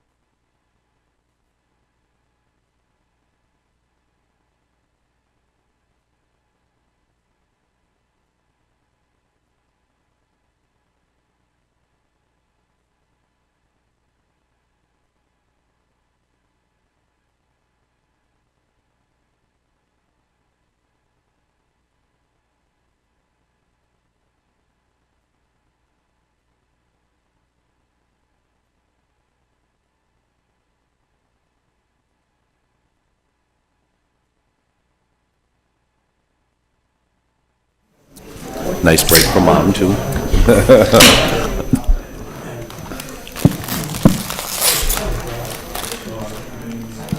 We're just waiting for one council candidate to make it their way back to the seat. Can we put that on the record, who that would be? Tom, will you sit down, please? Well, again, this is intended to be a bit of a working lunch, so we'll go ahead and move forward with this last segment of our presentation today, which is the meet and greet with all of the departments. You'll see a similar format between each department. We're going to talk about the number of employees we have and the services that we provide, and some of our focal points in terms of work on our plate. We'll start that effort with the clerk's department. Actually, I think it's going to be the Department of Law. Department of Law. We'll do Department of Law. Just kidding. Thanks. So, hi. Can you all hear me? My name's Rona Kramer. I'm the town prosecutor, prosecution services manager in the Department of Law. So John, who was here earlier, has to go up to the Court of Appeals, so I'm taking over. So we have two divisions within the Department of Law. John is the head of the overall Department of Law. But within that, we have a civil division and a criminal division. So the civil division is what John does. It represents the mayor and council, gives legal advice to all the departments within the town, negotiates and drafts contracts, reviews contracts for preparation, and oversees litigation. So we talked a little bit about that risk management pool that we're all a part of. In the criminal division, which I think that picture is hilarious because that is not what our office looks like now. That's what it used to look like before we moved. That's actually part of HR now. We prosecute misdemeanors that occur within the town limits of Sahuarita. And we have those that are in the Arizona Revised Statutes as well as some that are in the town code. So like a biting dog, that's a town code violation. But leaving your dog in the car outside of the grocery store with the windows rolled up in 90-degree weather, that can be a town code violation, or it could be an Arizona state statute, an Arizona Revised Statute. So sometimes we don't have an applicable state statute, but we have a town code violation. So we file charges against defendants. We have a part-time victim advocate, which is great with our office. So our civil division obviously is Pierce Coleman.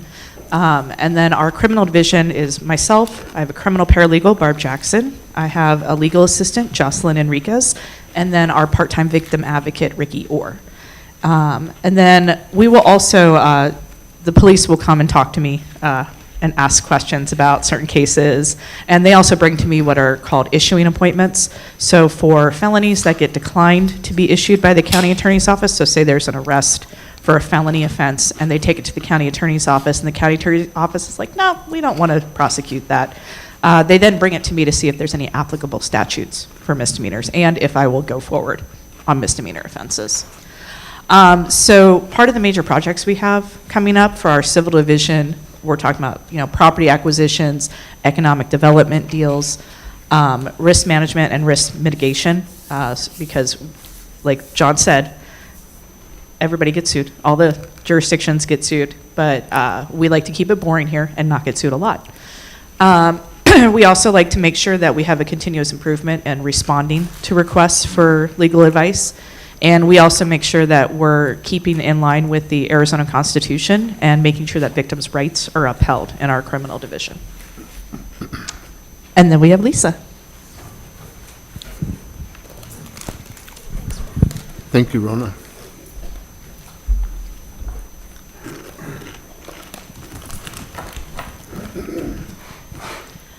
So the town clerk department has a staff of 4. And you heard AC talk a little bit about priority-based budgeting earlier. And in the town clerk's office, the programs that we have are administrative services, which include services for our residents, such as notary services, public information, just answering general questions about the town, as well as claim services. We also have agenda management, which I talked about earlier this morning, which includes our meeting management and support, public notification of our meetings, town code codification, and publication as well. We also head up the records management program in the town. We are the ones that complete public record requests and coordinate that. On behalf of requesters, we have a small records room in our department. We provide training for staff and, provide records destruction for the town as well.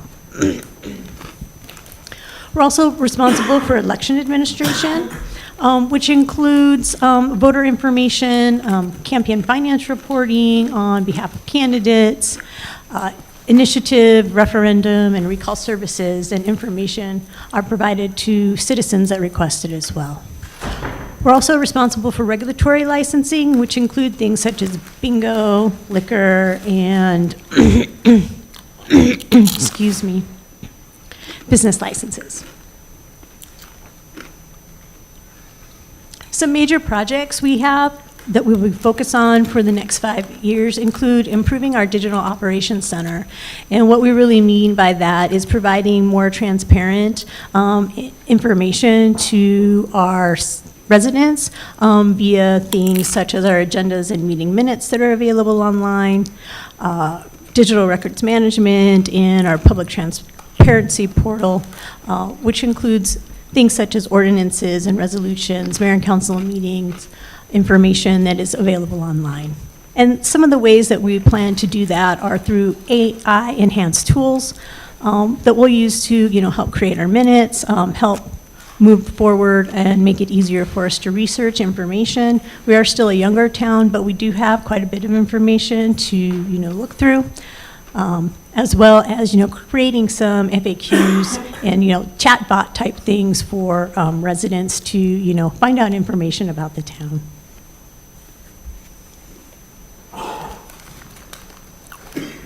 Thank you, Lisa. Unfortunately, municipal court's office is not available to attend today, but that division is led by Maria Aviles. Thanks, Rona.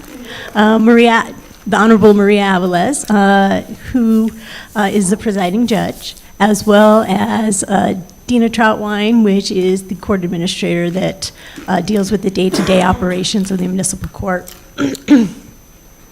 The municipal court is the local court that, handles many of the legal matters that occur within the town limits of Sahuarita. Those criminal misdemeanor cases and like civil traffic cases they will look at, as well as doing, town code violations. So Rona works very closely with the municipal court, but their major programs include court services. Their goals are to provide access to justice by complying with state and federal statutory requirements, town code, and our ordinances. And then also they do sentence compliance monitoring. Within their constituent services, they provide limited notary services, and then they do have mock trials, which are kind of fun, where they invite students in from time to time to kind of go through the public justice service. Then they also manage records, public records requests for the courts, their records destruction, as well as storage of those records. The major projects that the court has for the next few years include transition to paperless court operations. They want to increase advertisement for the recruitment of pro tem judges and court-appointed counsel. They also are, looking for source funding for, shaded parking structures in their parking lot, and then court-wide office furniture upgrades.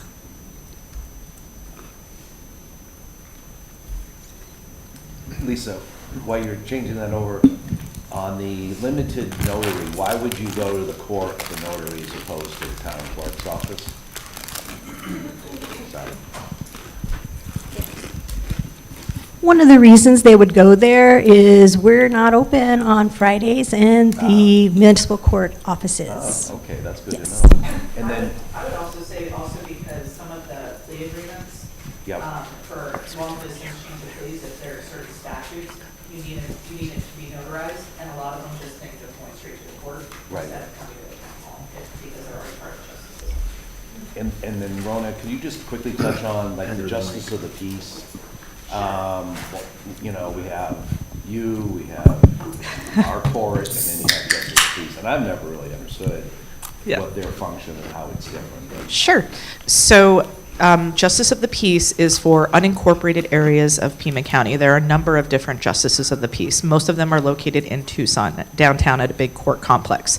But Ajo has one, and Green Valley has one for a separate. So it serves that population, so they don't have to make the trek all the way into Tucson. So they deal with misdemeanors. They also deal with civil filings of up to $10,000.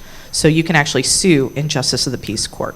What is unique about Justice of the Peace, so even though it covers the unincorporated areas of Pima County, they actually have concurrent jurisdiction with our town. So JP7 can try any misdemeanor offense that occurs within our town limits. So if we didn't have a court, right, all of our filings would go to JP7. right. The other thing about JPs is that our court magistrate, she's appointed. JPs are elected, and JPs do not have to be attorneys. Right. So our magistrate has to be an attorney, and our pro tems have to be attorneys. So like Justice of the Peace Carroll, he cannot come pro tem in our court. He's not allowed because he's not a lawyer. And that's just part of the differences in the magistrate municipal system versus the JP system. Did you have any other questions with respect to that, for the JP system? That really helped. I've always wondered. Yeah. Just never asked. Yeah? Thanks. All right, you're welcome. Okay, good afternoon. I'm Victor Gonzalez. I'm the Economic Development Public Affairs Director for the department. We are a team of 4 positions, myself, an economic development specialist, a public information officer, and a communication specialist. So our department more or less focuses on 5 different areas.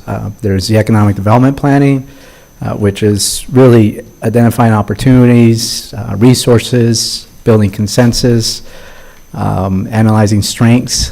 So economic development, I would say, is a little bit more of an art form and less of a science. And also, if I can illustrate economic development, it's trying to hurdle a bunch of cats into one corner and try to get them all to eat at the same time. And we also get all the great questions about where's our Costco, where's our Trader Joe's. So as much as I like to wave a wand and make that happen, and certainly our mayor and council as well, there's a lot of planning that goes into how we position the community to attract those investments, which leads me to direct investments, and that's identifying ways in which we can attract investment. That's understanding our community demographically. Site selection is about understanding the real estate piece of it and presenting those offerings to investment opportunities. Cost of doing business. That's where if there are things that we can do as a community organization to either reduce costs or incentivize costs. Just last year, Mayor and Council adopted what is an economic development incentive program that allows us to incentivize certain types of projects. And then supporting that project through the development services. Partnerships is a big thing that we do as a department. We connect with stakeholders, with employers, to understand the trends that are happening within the employers and the industries, which could lead us to opportunities. It's partnering with regional economic development groups. In our case, we have Pima County, which has an economic development department, and we also have the Southern Arizona Chamber of Commerce, I think I said that correctly, that acts as our regional economic development group. And so we partner with them.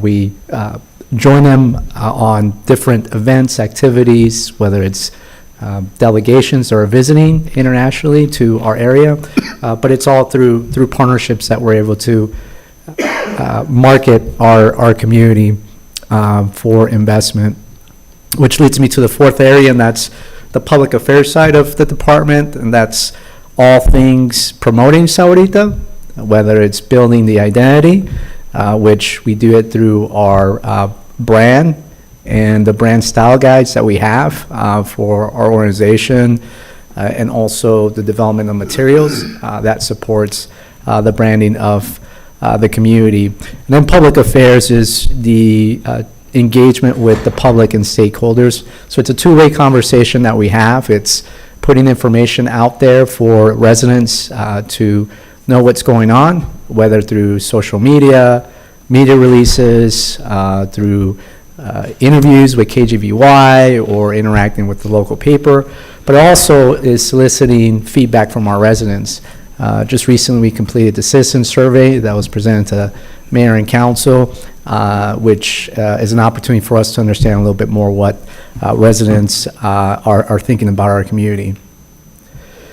Major projects for our department is all the excitement around Roadhouse and the opening of this dine-in cinema that is the first for our community, which will be opening this fall. Parcel 30, you'll hear more about that as we get into the second half of this calendar year, and that is the future development of 150 plus acres just south of Town Hall.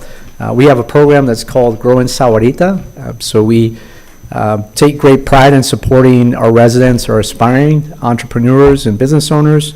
And so our goal is to have up to 200 unique GIS clients. Right now, we're seeing around 80. Supporting our Growing Sahuarita program through a number of initiatives and programs, whether it's webinars, but also through podcasts where we're sharing best practices to operating a business. And then on the public affairs side, there's a number of campaigns that we want to set forth this coming year. One in particular is You Live Here resident campaign, is to share with our residents that you live in Sahuarita, regardless of your zip code. Because the challenge we have is our zip code boundaries don't align with the town boundaries. And so many folks that have a Green Valley zip code may think they're residents of Green Valley, when in fact they're residents for the town of Sahuarita. But also reminding some of our residents that live in some of our planned neighborhoods that not only are they part of that neighborhood, but they're also part of this greater community that is the town of Sahuarita. And then, you know, some policy matters for us internally. With that, turn over to HR.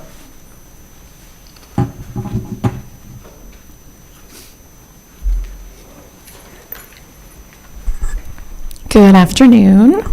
I am Talia Carey. I'm the HR director for the town of Sahuarita.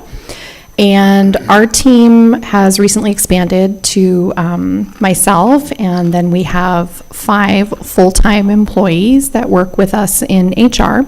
So present, we have Rita Lebsek, she's our risk manager, and Liliana Soto, she's our HR manager. And we also have 2 HR generalists. One is Silvana Figueroa, and the other is Lorenzo Loudon. And we are in the process of filling a vacancy for an HR technician role currently. So pleased to be here and see you all today. So some of the services that we offer in HR, pretty standard, I would think, for the most part. So we're part of the total rewards package that town employees come on and mayor and council come on. And we develop things like their pay. We offer open enrollments. We just went through an open enrollment. So we offer a great suite of benefits for anyone who's interested in working with us. And then other incentives that we can offer. So sometimes that'll be special duty pay, collateral pay, things like that with the police department. Some of the things that are really, really important for our organization are making sure that we have the right people in the right roles, and we really have that currently. So we've got a vast interest in employee relations situations, but also employee engagement, right? We want to make sure that the town employees are satisfied with their roles here, or if they have ideas about implementing some changes to maybe like an evaluation plan that we have, things like that. So we try and reach out and touch those areas and make sure that we're getting the feel of the town and what we're looking for. So some of the other things, like I said, we're responsible for our investigations, grievances. We partner with the other departments for discipline processes when they need our assistance, and then making sure that we're compliant with legal. So things like an ADA accommodation, or there's things like the Pregnant Workers Fairness Acts. We want to make sure we're in alignment with those. FMLA, that changes a lot, so we want to make sure we're doing the right thing for the employees and for any applicants who need a reasonable accommodation. We want to make sure that we're partnering with the town clerk's office for records retention partnership and making sure we're all staying in the right lanes for those and retaining what we need and reducing what we don't. And then I would say the biggest portion of our role is talent acquisition. So we're looking for us to be your one-stop shop for everything from a job posting to an idea that you have about a job, right? We'll partner with the department directors, make sure we have everything that we need for job descriptions, or if there needs to be updates, we'll work with them on those, to posting, to looking at the candidates. It's just an overview of how the recruitment processes go for us. And then we move to the onboarding phase, right, in conjunction with the department directors to make sure that employees, new employees or transferred employees have the tools that they need to be successful in their role. And we're evaluating those methods constantly. Oh, it's right here. I was looking for it to magically move. Sorry, guys. So some of the major projects that we have on the horizon for ourselves, we've recently started a conversion of our personnel records. Most of them are digitized anyway on our files, but we do have some that we want to move into a Laserfiche project, and town clerk's been instrumental in helping us get that moving along. We just received the scope of work, so we're moving forward with that. Up to date that we're going to be providing soon is we're working with Victor's team for a town survey for internal employees to see how their interactions have been with HR, what they love, what they see maybe we could help them expand upon, and just the overall vibe of how they see our department. Another survey that's going to be upcoming soon is we're going to reach out to the departments and department heads for how they think we can improve our evaluation process, which admittedly is a little bit clunky, and there's perhaps much room for improvement there, so we're looking to do that as well. On the horizon soon is going to be an employee advisory committee for the town of Sahuarita to submit ideas, have conversations about how we can improve or continue to improve upon things. It's already a pretty happy place to work, as hopefully you guys get to see. Our risk manager is really involved with establishing our risk management program to make it more robust, and we're really happy to have her here. And on the horizon for her, she's soliciting members for our safety committee, so that'll be starting up pretty soon, which we're excited about. She is almost complete with a pretty robust package of risk management policies that have made their way to the budget team, so we're happy with that, and there's going to be continued success there. One of the projects that I'm looking to finish that the HR team had already started before my arrival was an interactive idea wall between finance and human resources. There's a pretty vast space there, and we're looking to maybe perhaps put a DAC board up so that we can keep events and reminders and birthdays and job postings on everyone's mind. So more to come on that. And then in the future plan, we have risk management and HR education sessions for staff. So we're exploring options to help out with professional development, as that's been something that the town has mentioned they've been looking for a bit. And then the last piece that I want to talk about is we're just looking to expand our structured onboarding program. So we have a great onboarding program now, but we're looking to further develop it based on some feedback and consistently changing onboarding processes overall. So that is what I have. Do you have any questions? Just a quick one. Open enrollment just closed. So if Chelsea's successful, if you're a new employee or a new council member, does she get to select the things that she'd want to participate in? Correct. Dental, health, vision, all that Yep. kind of stuff. And we would be happy to help out with anything like that. We make ourselves available to the team. And one of our team members who's not here, Silvana, had a great idea yesterday about opening up some office hours for next year to assist with employees or council members with their benefits so that we can be available. Anything else? All right. Thank you so much for your time. I will turn it over to AC.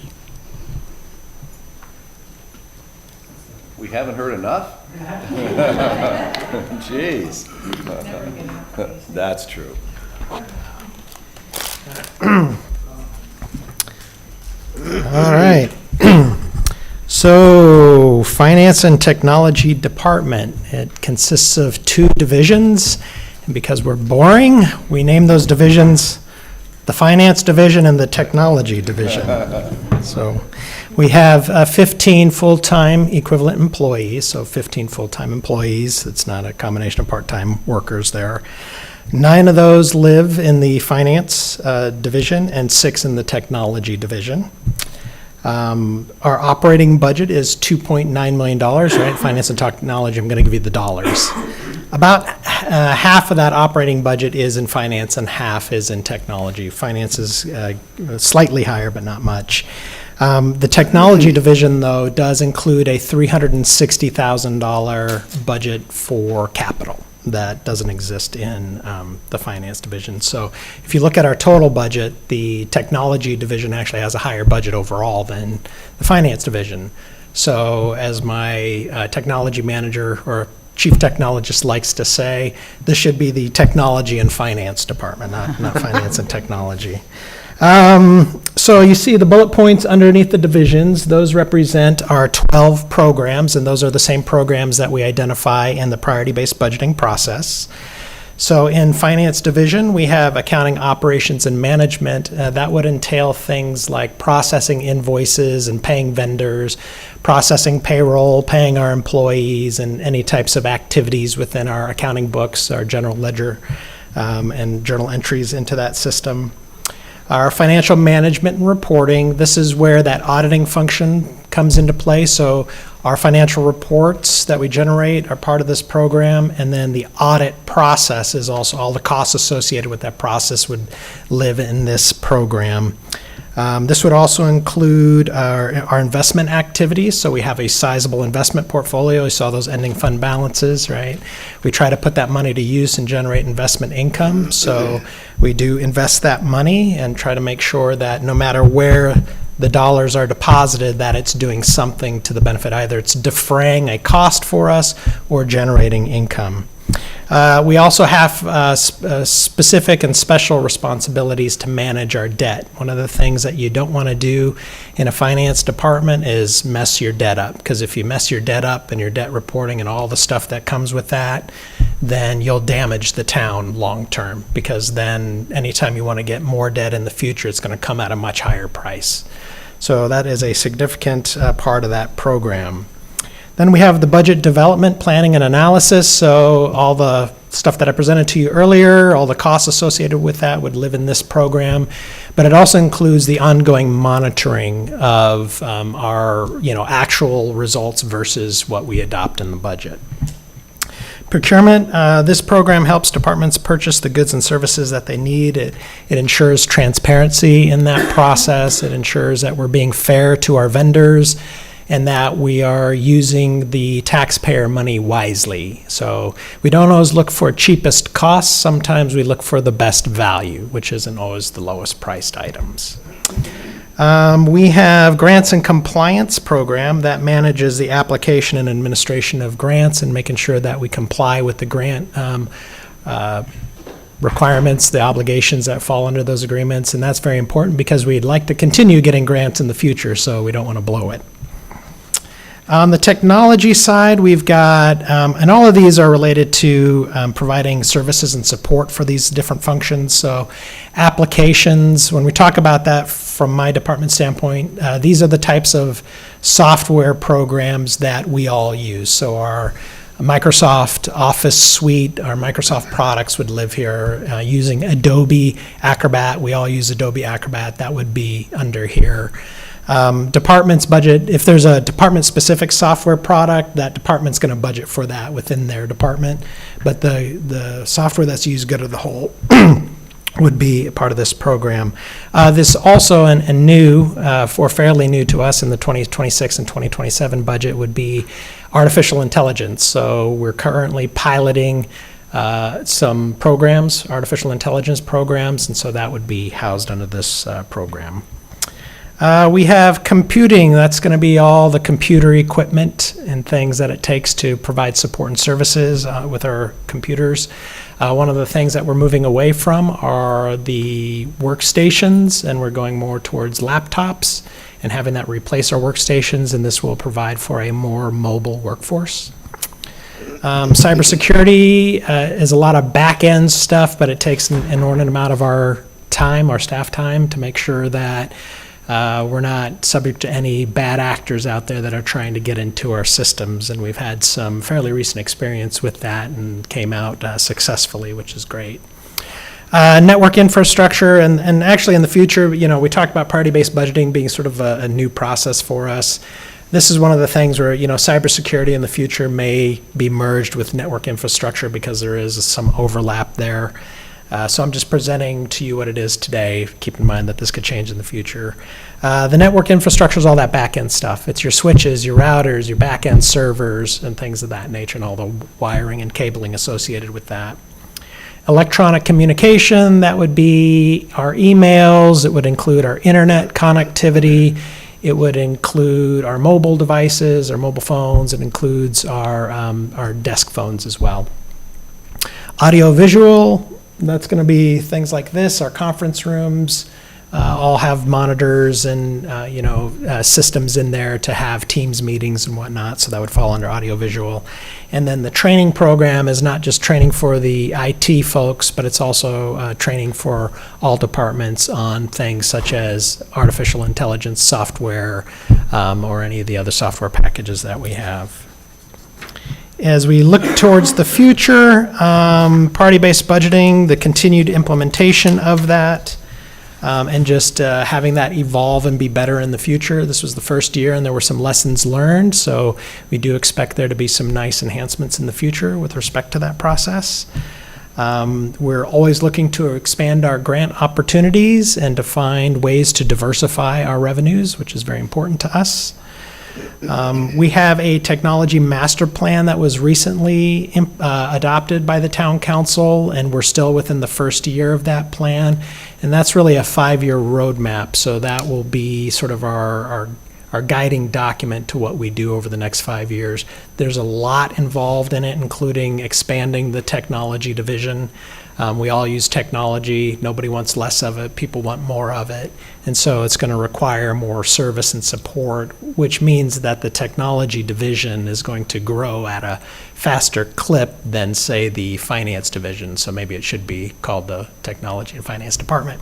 But it's also probably going to grow at a clip that's faster than most administrative departments. And the master plan does call for additional staff over the next 5 years. We're always looking to do continuous improvement. We've never arrived. There's lots of room for improvement. I don't, in my 23 years here, there's still work to be done. And it makes for the job to still be exciting and entertaining. So That means you're not retiring? we're working on it. Just throwing it out. Yeah. So policies, procedures, and plans. A lot of the stuff that we do, there are plans in place, but the formalization of those plans, the formalization of the policies and procedures, we've got a lot of work to be done on formalizing that. So that's going to take up a lot of our time over the next few years here. So that's also part of our next 5-year horizon. So any questions? All right, thank you. Parks and Rec, not boring, this department.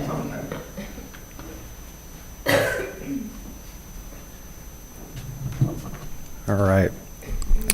Good afternoon. My name's Devin Stalder. I'm the Parks and Rec Director here with the town of Sahuarita, and I'm excited to share a little bit about Parks and Rec. So we struggle with that number up in the top right corner because I believe, and I'm going to look at Talia, we have the largest part-time staff with the department. So by number of people, bodies, we're at 46. That number fluctuates depending on the season and the programming we have. I think we just brought on 5 more part-timers ahead of our summer camp program. So it's a difficult number to identify given the point of time. For full-time equivalents, we have 29 people on staff, and that's kind of the all year, all the time programming. So we are made up of 2 distinct divisions, surprise and surprise. It's parks and it's recreation. In parks, we have a crew of 12 full-time staff that maintain 8 town-owned parks. It expands 280-ish acres of property throughout the town. And we also have formal agreements in place, IGAs, with the school district, and we manage 2 of their properties as a shared use space. So they use the space for school in the evenings and off hours, summertime and the weekends. We actually use that as a public park, and that's at Wrights and Ridge School and Onza Trails. So we operate as a manager of those spaces. So we help with the mowing, the maintenance, but when it comes to property ownership, if there's bigger fixes, we actually have an agreement to work with the school district for bigger improvements, bigger projects. That team also, throughout those 280 acres, is responsible for the facilities and asset management. So everything from ramadas to restrooms to trash cans, sidewalks. I mean, anything that is not grass or desert, we have a staff that is maintaining that on the regular throughout the year. In our recreation division, we have distinct programs that are serving the youth and adult sectors of the community. We have arts and enrichment programs as well, and so this is kind of youth and adult. That can be our sports leagues, softball. It can also be our camp programs, Camp Saurita in the summer. Arts and enrichment, we do cultural classes. We have some fun ones like our ANSIP series where we'll do, painting and bingo and everything in between. And you may be very familiar with our community events. This is where our events team lives, and we've just recently brought events back into the recreation division. This is everything from Fiesta Saurita to Saurita Stars and Stripes and Winterfest, and there's a few smaller events that we do out throughout the year as well. And council, about 2 years ago, gave us authorization to move forward with hiring a youth and therapeutic recreation coordinator who helps us with ensuring that the program offering we have has inclusivity in mind. We actually have a high percentage of our population compared to the national average that lives with some form of disability. So we're trying to make the effort in ensuring that we have specific programs for those needs, but we also are considering that with regular programming and creating access. Then we have kind of the inward facing to the department services, and that's what we call our business operations. This is community outreach, so social media, public information. We have staff that help get the word out, and this is really how we attract participation for programs and events. Customer service is a big deal to us. We have staff dedicated to helping the public get what they need. They have front-facing hours at the La Vita Community Center across the street, regularly scheduled.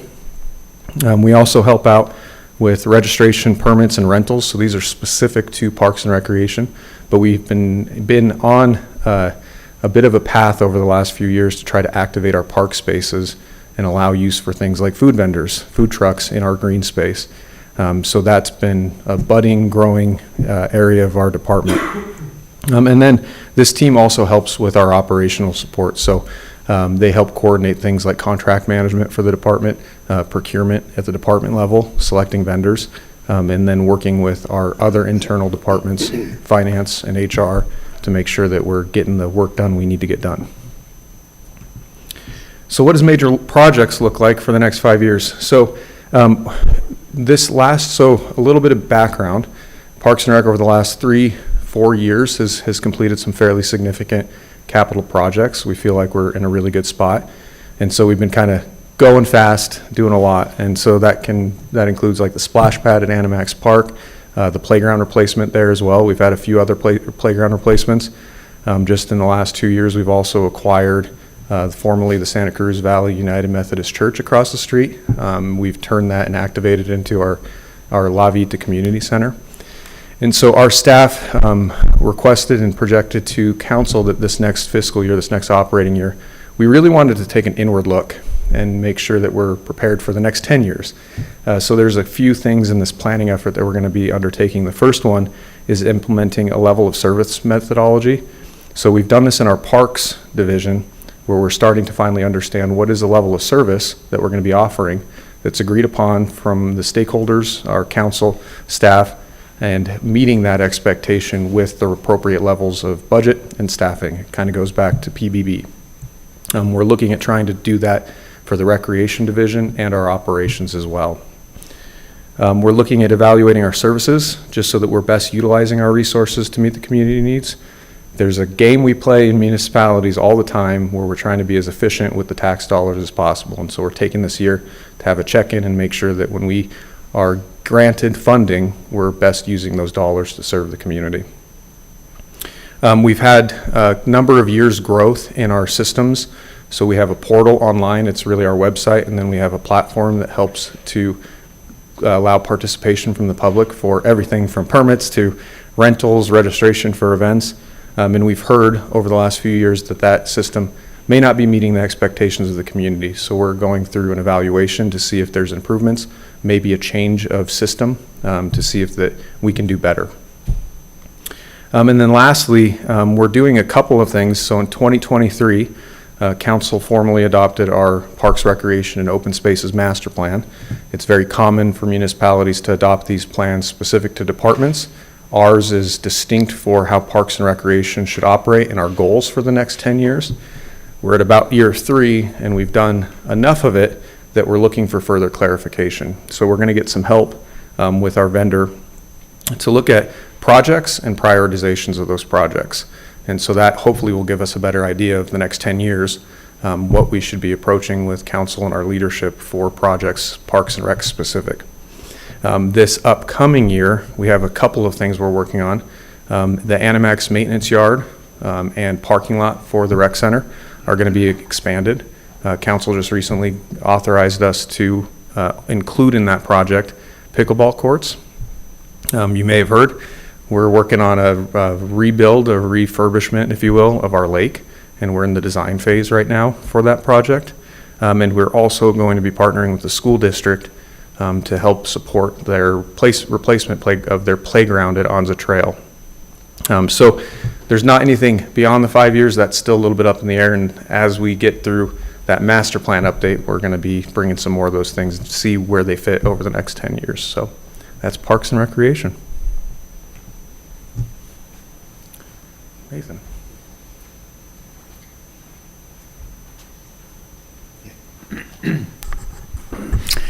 Well, hello. I'm Nathan Barrett. I'm the Community Development Deputy Director.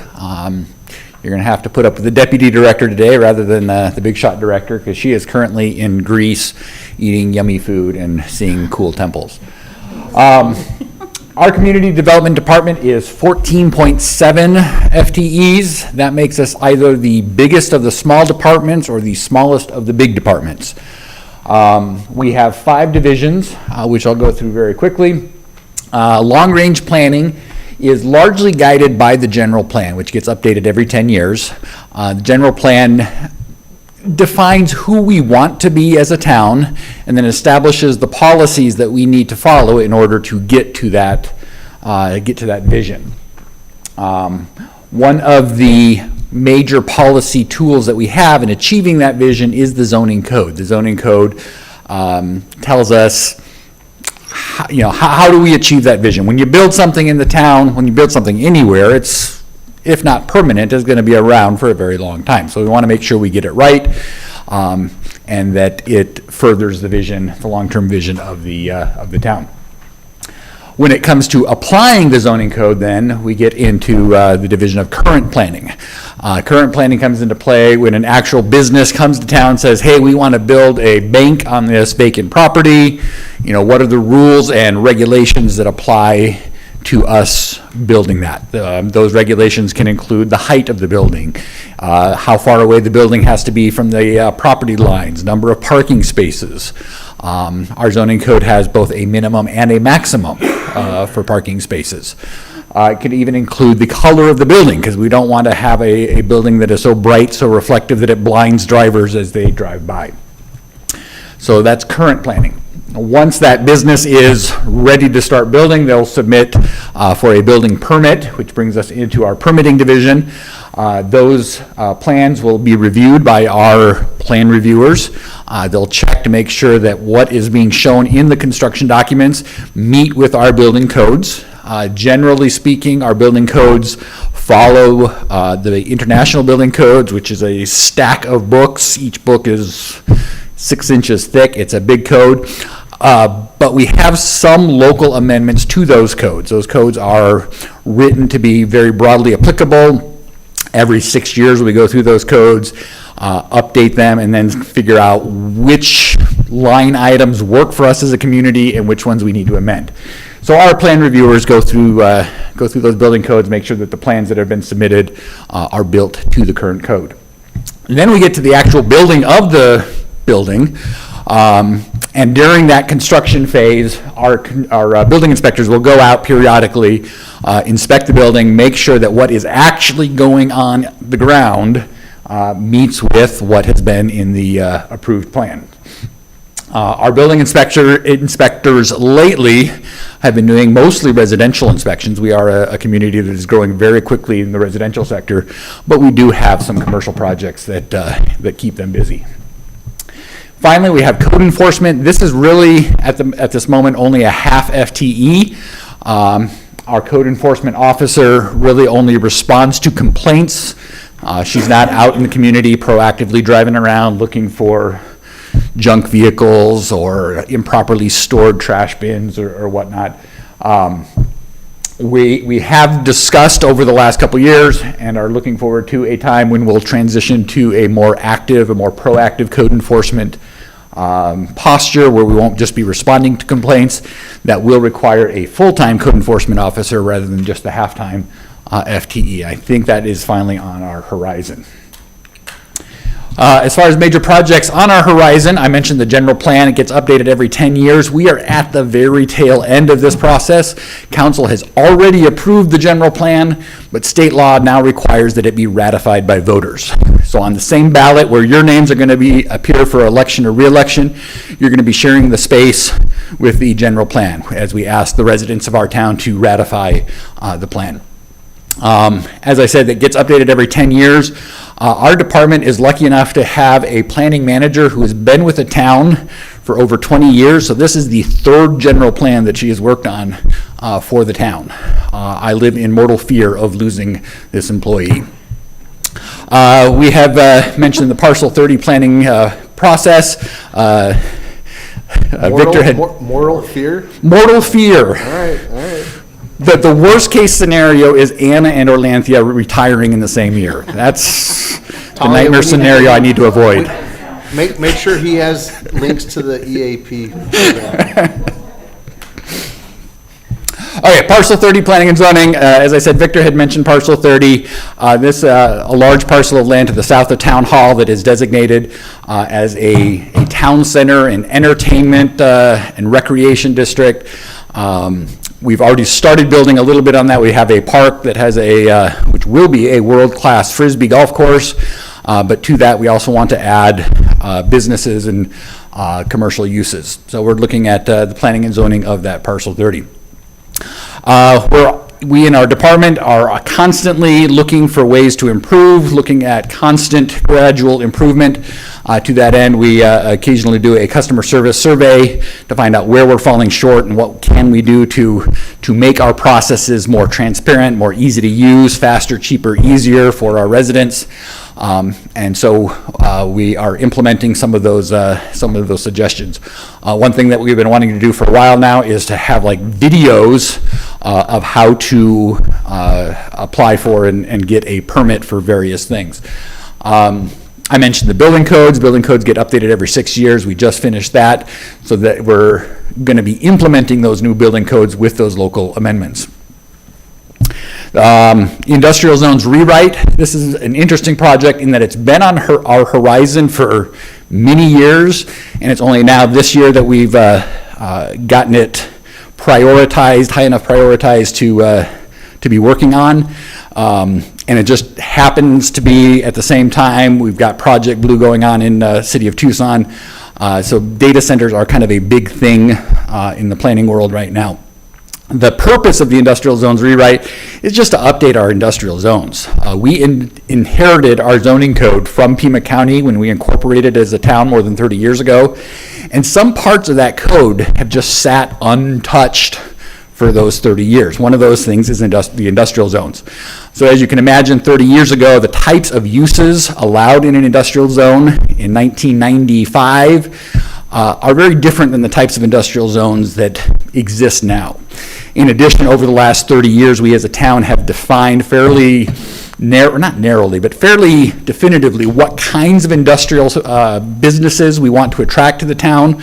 Optics, aviation, things like that. And so we want to make sure that our industrial zones accommodate the types of uses we want to attract to the town.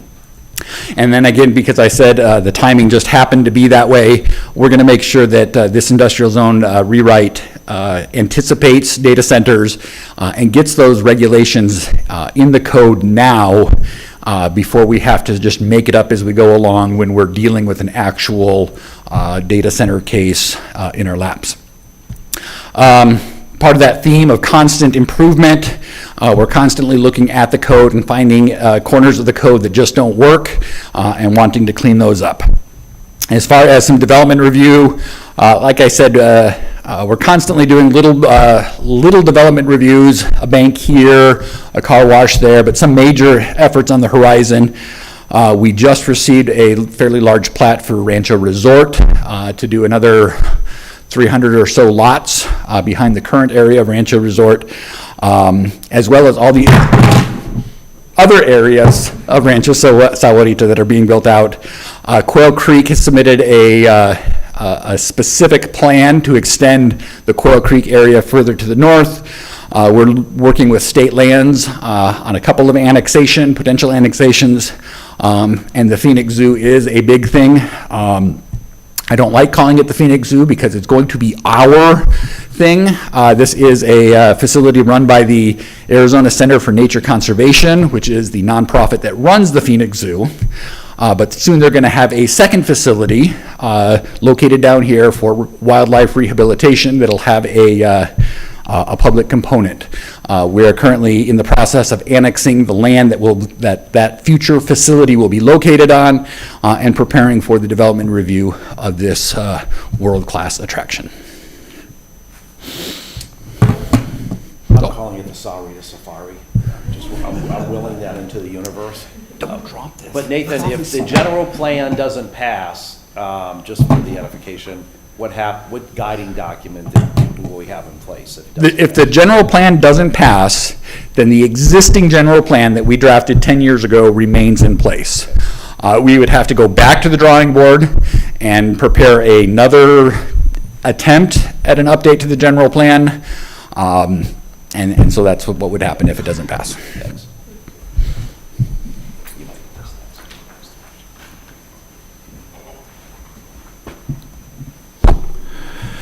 Good afternoon. I'm Nalo Vale. I'm the Public Works Director, Town Engineer for the Town of Sahuarita. Our Deputy Public Works Director, Mr. Daniel Logan, is also here with us today. A couple things I wanted to share about the staff, our Public Works staff. What I've noticed, during my time as the Public Works Director, Town Engineer, I've noticed that we have a pretty good mix of diverse experience regarding the public works field, in our department. The second thing is that most of our department staff either called the area Sahuarita or the area surrounding Sahuarita home. So when we're looking at projects or looking at the what we have going on within the town, we're not only looking at it from our internal specification, internal standards, internal codes, but we're also looking at it from the perspective and the needs of our residents, since most of our staff are live within the area. So Public Works, we have 38 FTEs, full-time equivalent. Public Works is made up of 6 different divisions. Like Shane mentioned earlier, we're not a full-service community.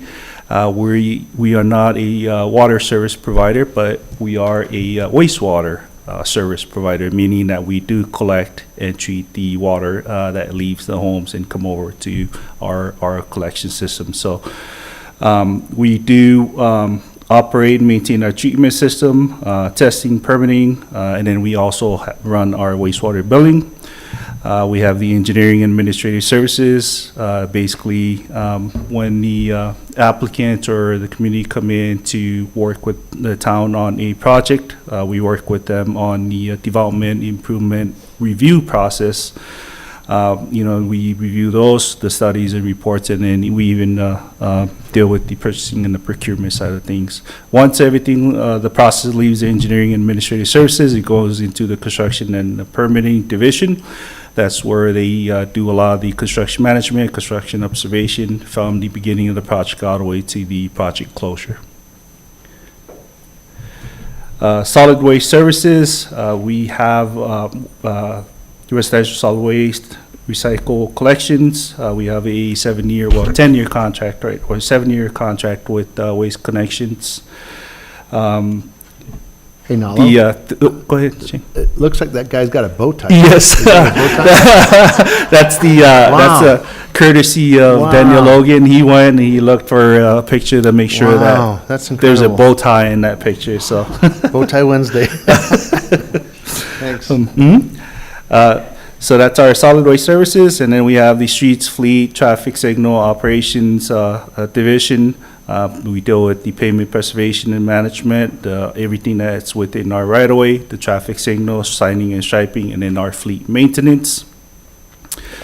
And then finally, the facilities management. Our facilities management division basically takes care of all the upkeep and the management of all of our municipal facilities. So the complex over here, Samtec, the Sarita Water Reclamation Facility buildings, Animex Recreation Center, and then the La Vita Community Center. Some of our major projects over the next few years. One of the main thing that we've been working on the past years, and that's something that we're going to continue working on, is our pavement preservation plan. We're starting to see the how we're approaching it. If you drive Nogales Highway from Pima Mine Road to a little bit south of Sarita Road intersection, you'll see that we just finished that this year with our pavement preservation program. Next year, we're going to move on with the Las Quintas. Hopefully, we'll be able to resurface the full length of the Las Quintas road from El Toro all the way down to Santo Tomas. The Sarita Water Reclamation Facility odor control. Right now, we have we use chemicals to treat the odor over at our facility. We're looking at something that we don't, doesn't use chemicals, something more like natural, like a charcoal filter or something similar to that filter, where you don't have to use acids or any other material that can cause harm to the environment and to the staff. The La Vita Sewer Extension, that's from basically on La Vita Road, from Sarita Road south all the way to El Toro. The hope is that we can do the design on that, and then hopefully go into the construction before the RTA next funded La Vita improvement project starts, so that way we have the sewer in place and maybe have a conversation with FIKE or Global Water with their water line too. So that way all the utilities are in place before we put in the road, so that way we don't put in the road and then the utilities come back and tear it back up. La Vita Road improvements, that's the extension from Sarita Road all the way down to Nogales on the south side. That's about a 3-mile stretch of road. The Safari Access Road, Nathan had talked about the Phoenix Zoo coming in, so that will be the access into that zoo. The police department improvements that started, I believe, this year or last year. So that's going to be a continuation of that project. The La Vita Road multi-use path, we're paving Friday. We're paving Friday from El Toro to Sarita Road along La Vita, and we should be done with that project before the end of this month, with the exception of the railroad crossing. Campbell Avenue Extension, that's a partnership that we have right now with the county. I believe we're at 30-60% on those. And then the fleet facilities expansion, we're looking to expand our fleet, potentially taking in the vehicles from our police department. And that's it for Public Works. Commander, I have to apologize. I have to be in Tucson, so it's not an editorial in your presentation.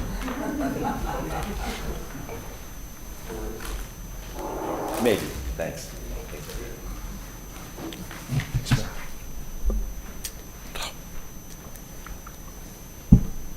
Well, good afternoon. My name is Manny Amado. I am one of 2 division commanders in the police department. Commander Renee Carlson is the other division commander. The police department consists of two divisions. One is the Special Services Division. That would be my division. I have Criminal Investigations Bureau. I have the Record Services Bureau. I have the Training Bureau, the Grants Coordinator, Crime Scene Services. So again, it's mostly support. Commander Carlson has Field Services Division. That would be your patrol officers. That includes the CSOs, lieutenants, sergeants, corporals. So basically the boots on the ground part of the police department. Our community service officer and our animal control officer is also in the Field Services Division. Little side note, our animal control officer definitely earned his pay yesterday with our, I'm going to call it the Rancho Bear, that was up in the tree. Cinnamon. Oh, it's already been named. I'm sorry, I don't follow the Rancho page. I guess I should. If you go on our Facebook site for the police department, you're going to see a video of the bear falling out of the tree and into the tarp. The officer that gets launched into the bear, that's our animal control officer. If Lance, what you don't see on that video is when he lands, and I saw this on Barty One camera, he's looking straight at the bear. The bear kind of lifts her head, so they make quick eye contact, and the bear does this. Guess didn't like Bobby. I don't know. I was like, yeah, not interested. Also in the Field Services Division is the Traffic Bureau. There are a total of 52 full-time equivalents officers that patrol 24/7, 365. Major projects in the next 1 to 5 years, there's, as you can see, quite a few. One thing that we're looking at doing that's going to be coming up, that's going to be important for next year, is our reaccreditation. So we are accredited through the Arizona Law Enforcement Accreditation Program. What that means is when you are accredited, you are abiding by certain practices and standards nationwide specific to policing that gets audited pretty much every 4 years. So what that does is obviously it helps with the reputation of the police department. It helps mitigate liability because you are adhering to best practices. What reaccreditation consists of is the auditors will come out to the police department.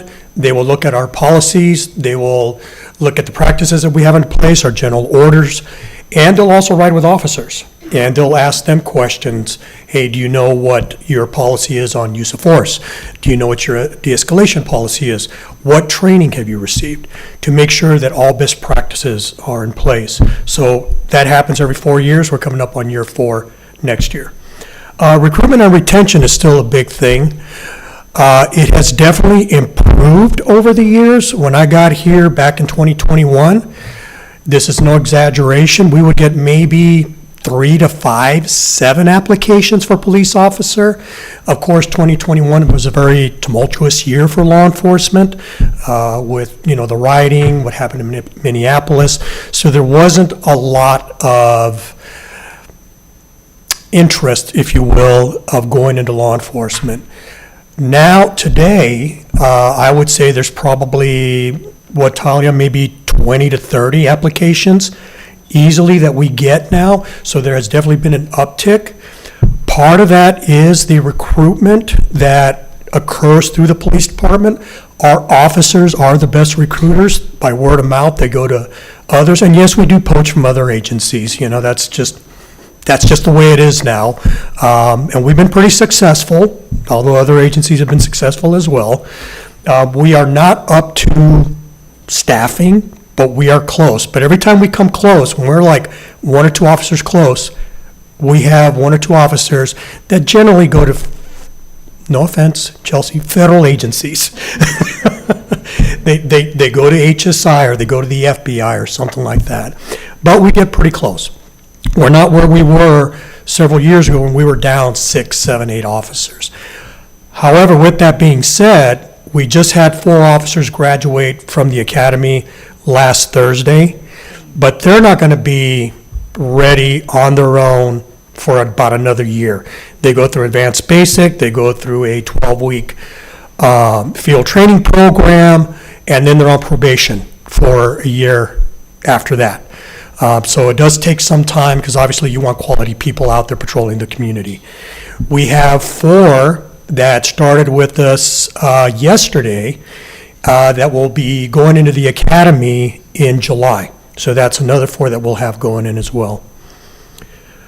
The expansion project has already been mentioned. It's already started.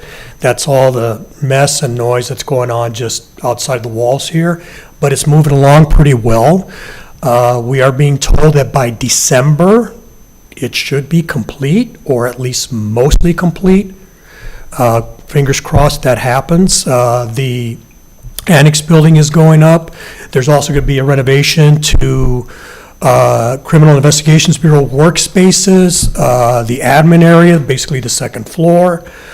One thing that the chief has in here as well is he has been in talks with, I believe it's a SARCO, for maybe a firearms range.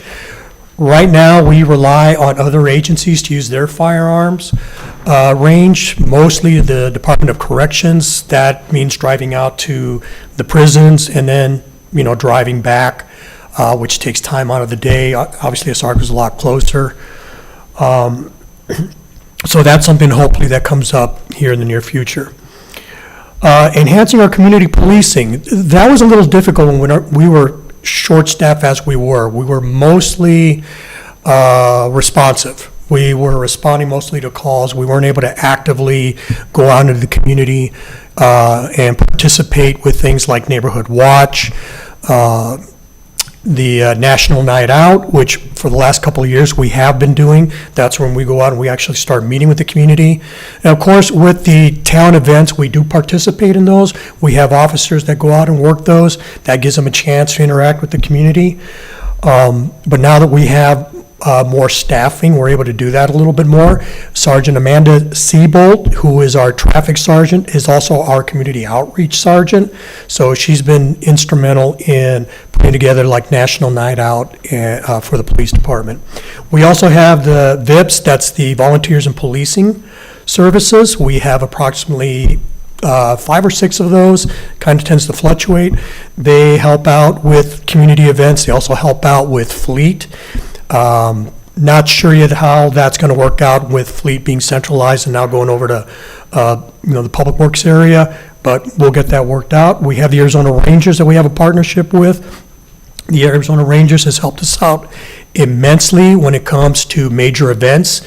They come out, really a drop of a dime. That we just give their captain a call. We say, hey, we need maybe 3 or 4 Arizona Rangers out here. We got some power lines down. We've got a major event over at the railroad, and they send people out, no cost to the department, no cost to the town.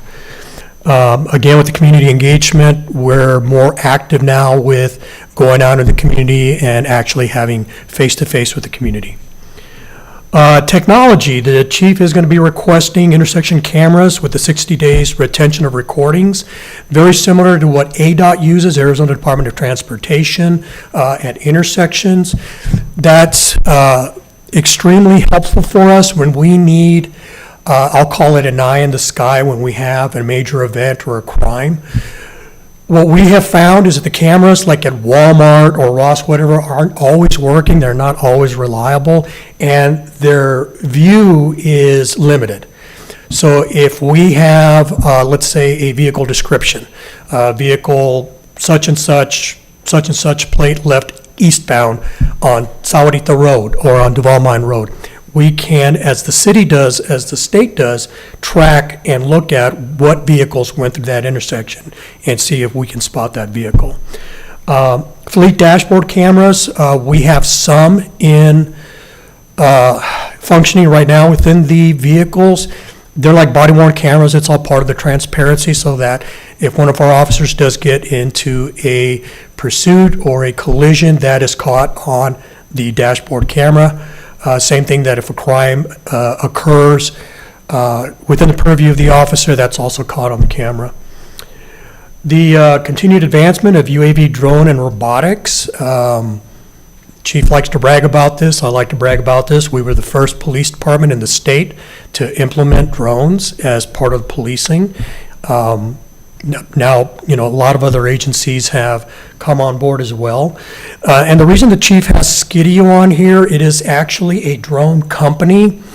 You may or may not be aware, last year the FCC prohibited foreign-made drones from being implemented and flown unless the FCC gives specific permission to anything that was purchased prior to December of 2025. So now, moving forward, unless something changes, which it could with the new administration, the next couple of years, we have to look at purchasing American-made drones that are approved by the FCC. Smart radios, portable handheld police radios, we, like anything else, technology advances every 2 or 3 years. We have the latest, greatest thing that's now being used by police departments. We now have handheld radios that also double as cellular phones and radios, encrypted, so that they are not monitored by just anybody, including bad guys, that are able to track where police are. But it comes with a cost, so that's something that we'll be, pushing for as well. For implementation of Trulio, so Trulio is an AI-based software that our officers are already using.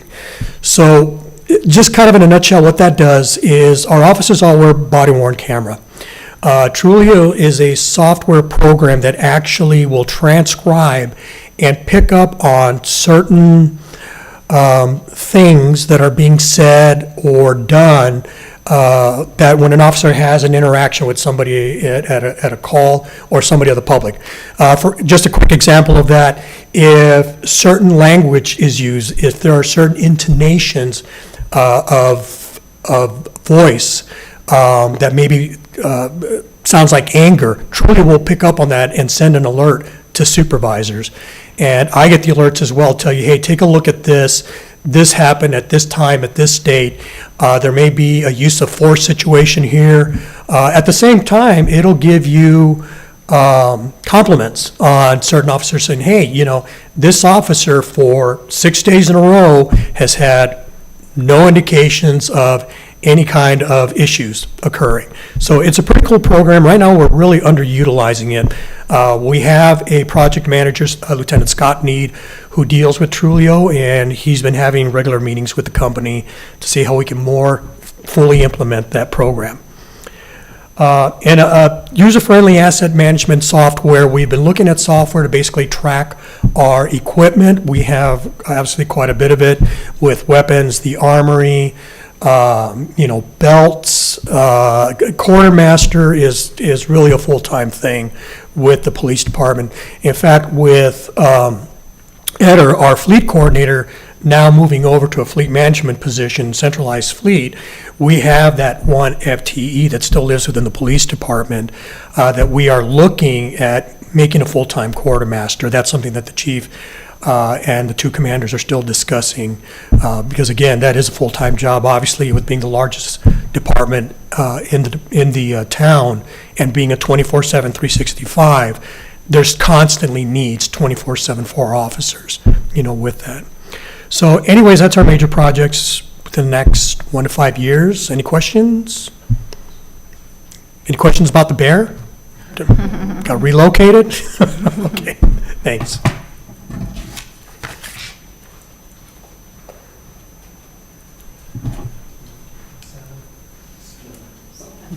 You don't get to, if you name it, you have to keep it, right?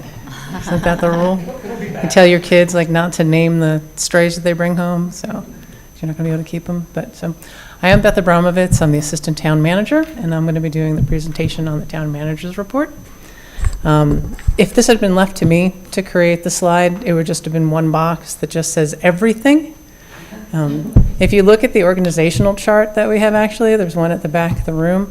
Either everything is flowing into the TMO or everything is flowing out of the TMO. So I don't think that there's anything that we don't touch. So that's probably kind of the oversimplification of what TMO does.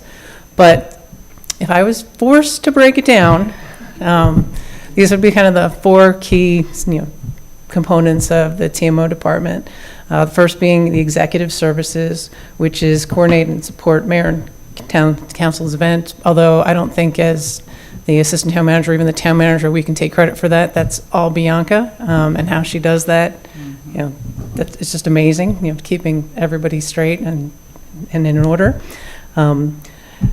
We have general oversight of all the town's departments and services. Right now, the way Shane and I have broken it up is that Shane has all the internal facing departments to report directly to him. So things like HR, finance, EDPA, and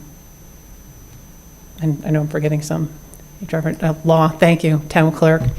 And then I would have all the external facing services that report directly to me. So public works, community development, police, and parks and recreation.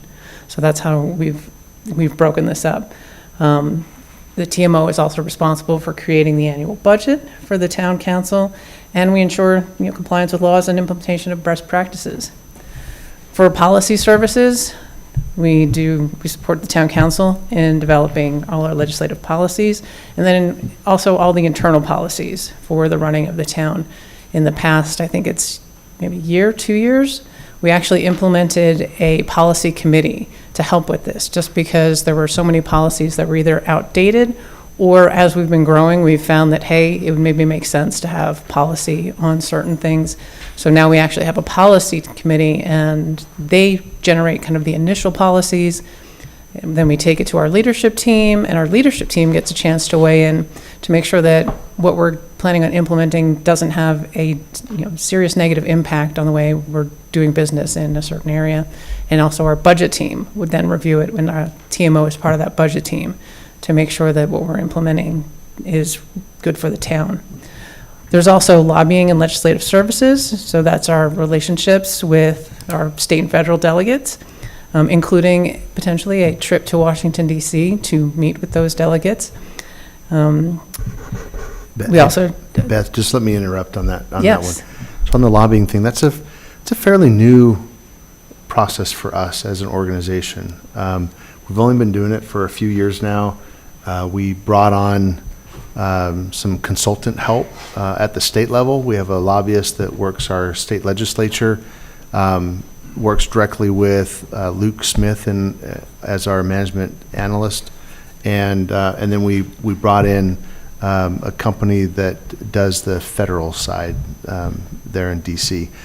Since we've started this effort, which was I think 23 is when we started with them, we've brought in $6.3 million in federal money, and then this year it's looking like we could be somewhere between $2 million and $5 million coming in addition to that. So fingers crossed. We'll have to wait and see how the federal budget plays out. But in terms of authorization, we've done fairly well for a small community. Yes, and Mayor. Thanks, Beth. Go ahead. No problem. So as Shane was sharing, we do track in the legislative sessions annually, and we have Luke Smith. He's our management analyst, and as long as the legislature is in session, he gives mayor and council a report at every one of the, at least once a month. Within the month, so if there's 2 meetings, you'll get a monthly update on what's important for the town. And then he'll get the temperature test as to mayor and council's direction on different things that have impacts on the town. So we do also coordinate with agencies for grants, and that's not just state and federal, that's also locally. And it's also our relationships with our regional partners, such as the Regional Transportation Authority or the Pima Association of Governments. We're also the community liaison services, so emergency response, public relations, with our community stakeholders as well as with our residents. And then we also coordinate our student Technical Advisory Committee, our STAC committee. That's largely also Luke and Bianca as well. So you've heard us mention the Phoenix Zoo, or as the mayor likes to call it, the Sarita Safari, a number of times. So this year we do hope to complete the annexation for that, get the infrastructure agreement in place, and complete the design concept report for the access road. We're going to continue to look at how AI can benefit the town, not to the extent that we're going to start replacing staff, so nobody will worry. But although Luke, prophecy does look like it can do a lot of the stuff you do. So no, I'm just teasing. I'm just teasing. So, and even though the last 7 years have been kind of an uphill climb with PAG and RTA, getting RTA next passed, doesn't mean that we get to just slack off now. We have a lot of work that we have to continue to do, especially because we have a project a roadway element project in the first period, as well as we will likely get our share of the pavement preservation in period 1, and then we have other monies that'll come in over the next 20 years that we're going to have to start distributing and figuring out how we're going to be using as well. So we also have to continue our administration of the legislative lobbying. Again, however, they're prioritized by the council. And then continue to look at annexation to the northwest and east, primarily to the north and east are really where we're focusing. We do have quarterly meetings right now with the State Land Bureau to keep those talks on track and kind of push towards our CCAP goals eventually. So Beth, if you don't mind, explain a little bit more about CCAP and why to the east is really our final frontier. Sure, I'm going to be stealing a little bit of Nathan's thunder here, I think, but so it's our southeast. Thank you. So, and actually, if you look at the map behind you, you can see the town boundary, and then the yellow boundary, which is the CCAP boundary. So as you can see, it's primarily to the east. There really isn't opportunities for us to expand to the south, run into Green Valley. And even to the north, we actually pretty quickly run into city of Tucson. And west of us is really a lot of mining and mining related activities. So expansion to the west isn't all that feasible either. So that's the area that we've already done planning and zoning exercises on, and it's regionally recognized, which is why we're having those discussions with the state land to start maybe annexing some of those so that way as they develop under our standards as opposed to Pima counties. Okay, thank you. And with that, that's TMO. All right, so that pretty much wraps up the meet and greet and gives you a high-level exposure to what each of the departments are doing and what's on their horizon in terms of projects, major initiatives. Happy to answer any questions that you have, but this will pretty much wrap up our orientation for the day. Any questions? Thank all of you guys. Yeah. It was really informative. It's a lot to... It is a lot. It's a lot to take in. It's a lot. You'll be okay. Yeah. You'll be fine. Okay. Well, if there aren't any other questions, then I think we're done for the day. Thank you for being here. Appreciate your time. It feels like it was just for me. I have a